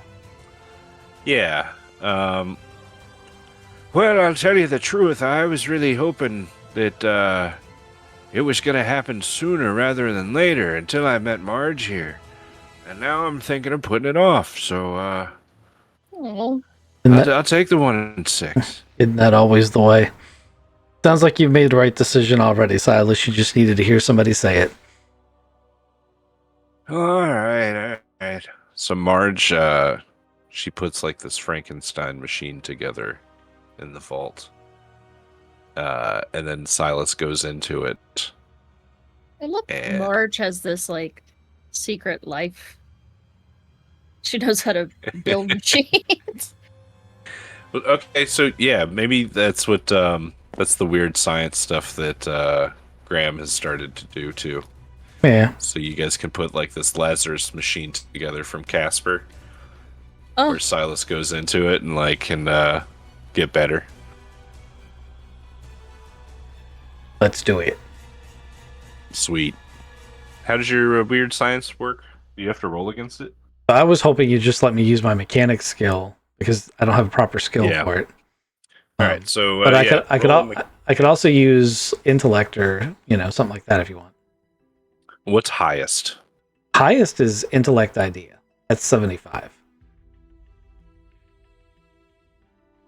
Yeah, give me that roll.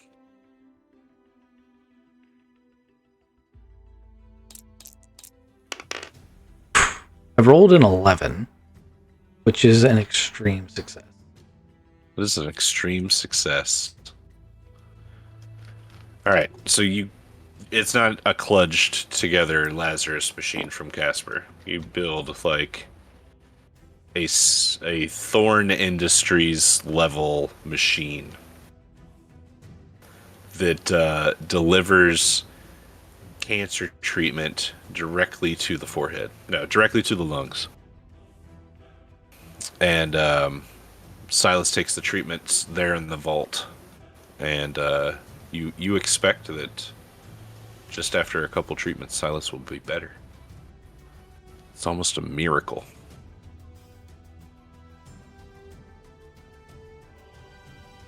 And we'll call it as Silas Kincaid steps out of the Lazarus machine, like the door opens up, and Silas steps out, and he is 20 years younger than previously.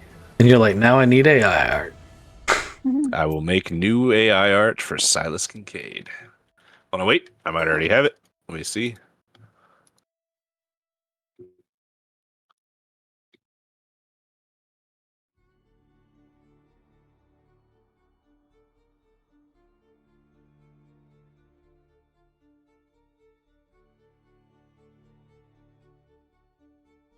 What do you think, that one? Or this one? Come on, Cloud. Oh wow. I think the one on the right, he looks much younger. But I think he looks more like himself in the one on the left. Yeah. I think the one on the left is the better one to go with because it looks more like him. Although he doesn't look that much younger. Roger, Roger. Silas Kincaid steps out looking much younger than previously witnessed. And as he steps out, he goes, "Oh, man, that feels good. Oh, where's March? I'm ready to get frisky." Oh, Jesus, That's where Silas. we'll leave the episode. I'm going to take her down to the Fertile Valley.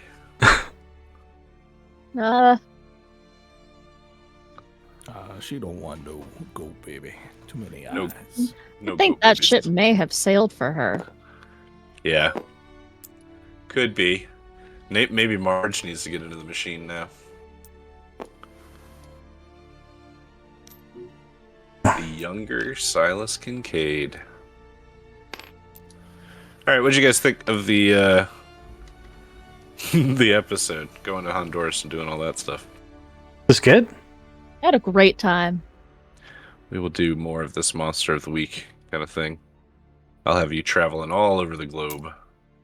I mean, it doesn't always have to be the monster. It can always be an artifact as well, because, we still like that. So, don't forget to look into the different options. Very true. Thank you for playing, guys. I appreciate you. Yep. Thanks everybody on the stream for watching, and see you next week.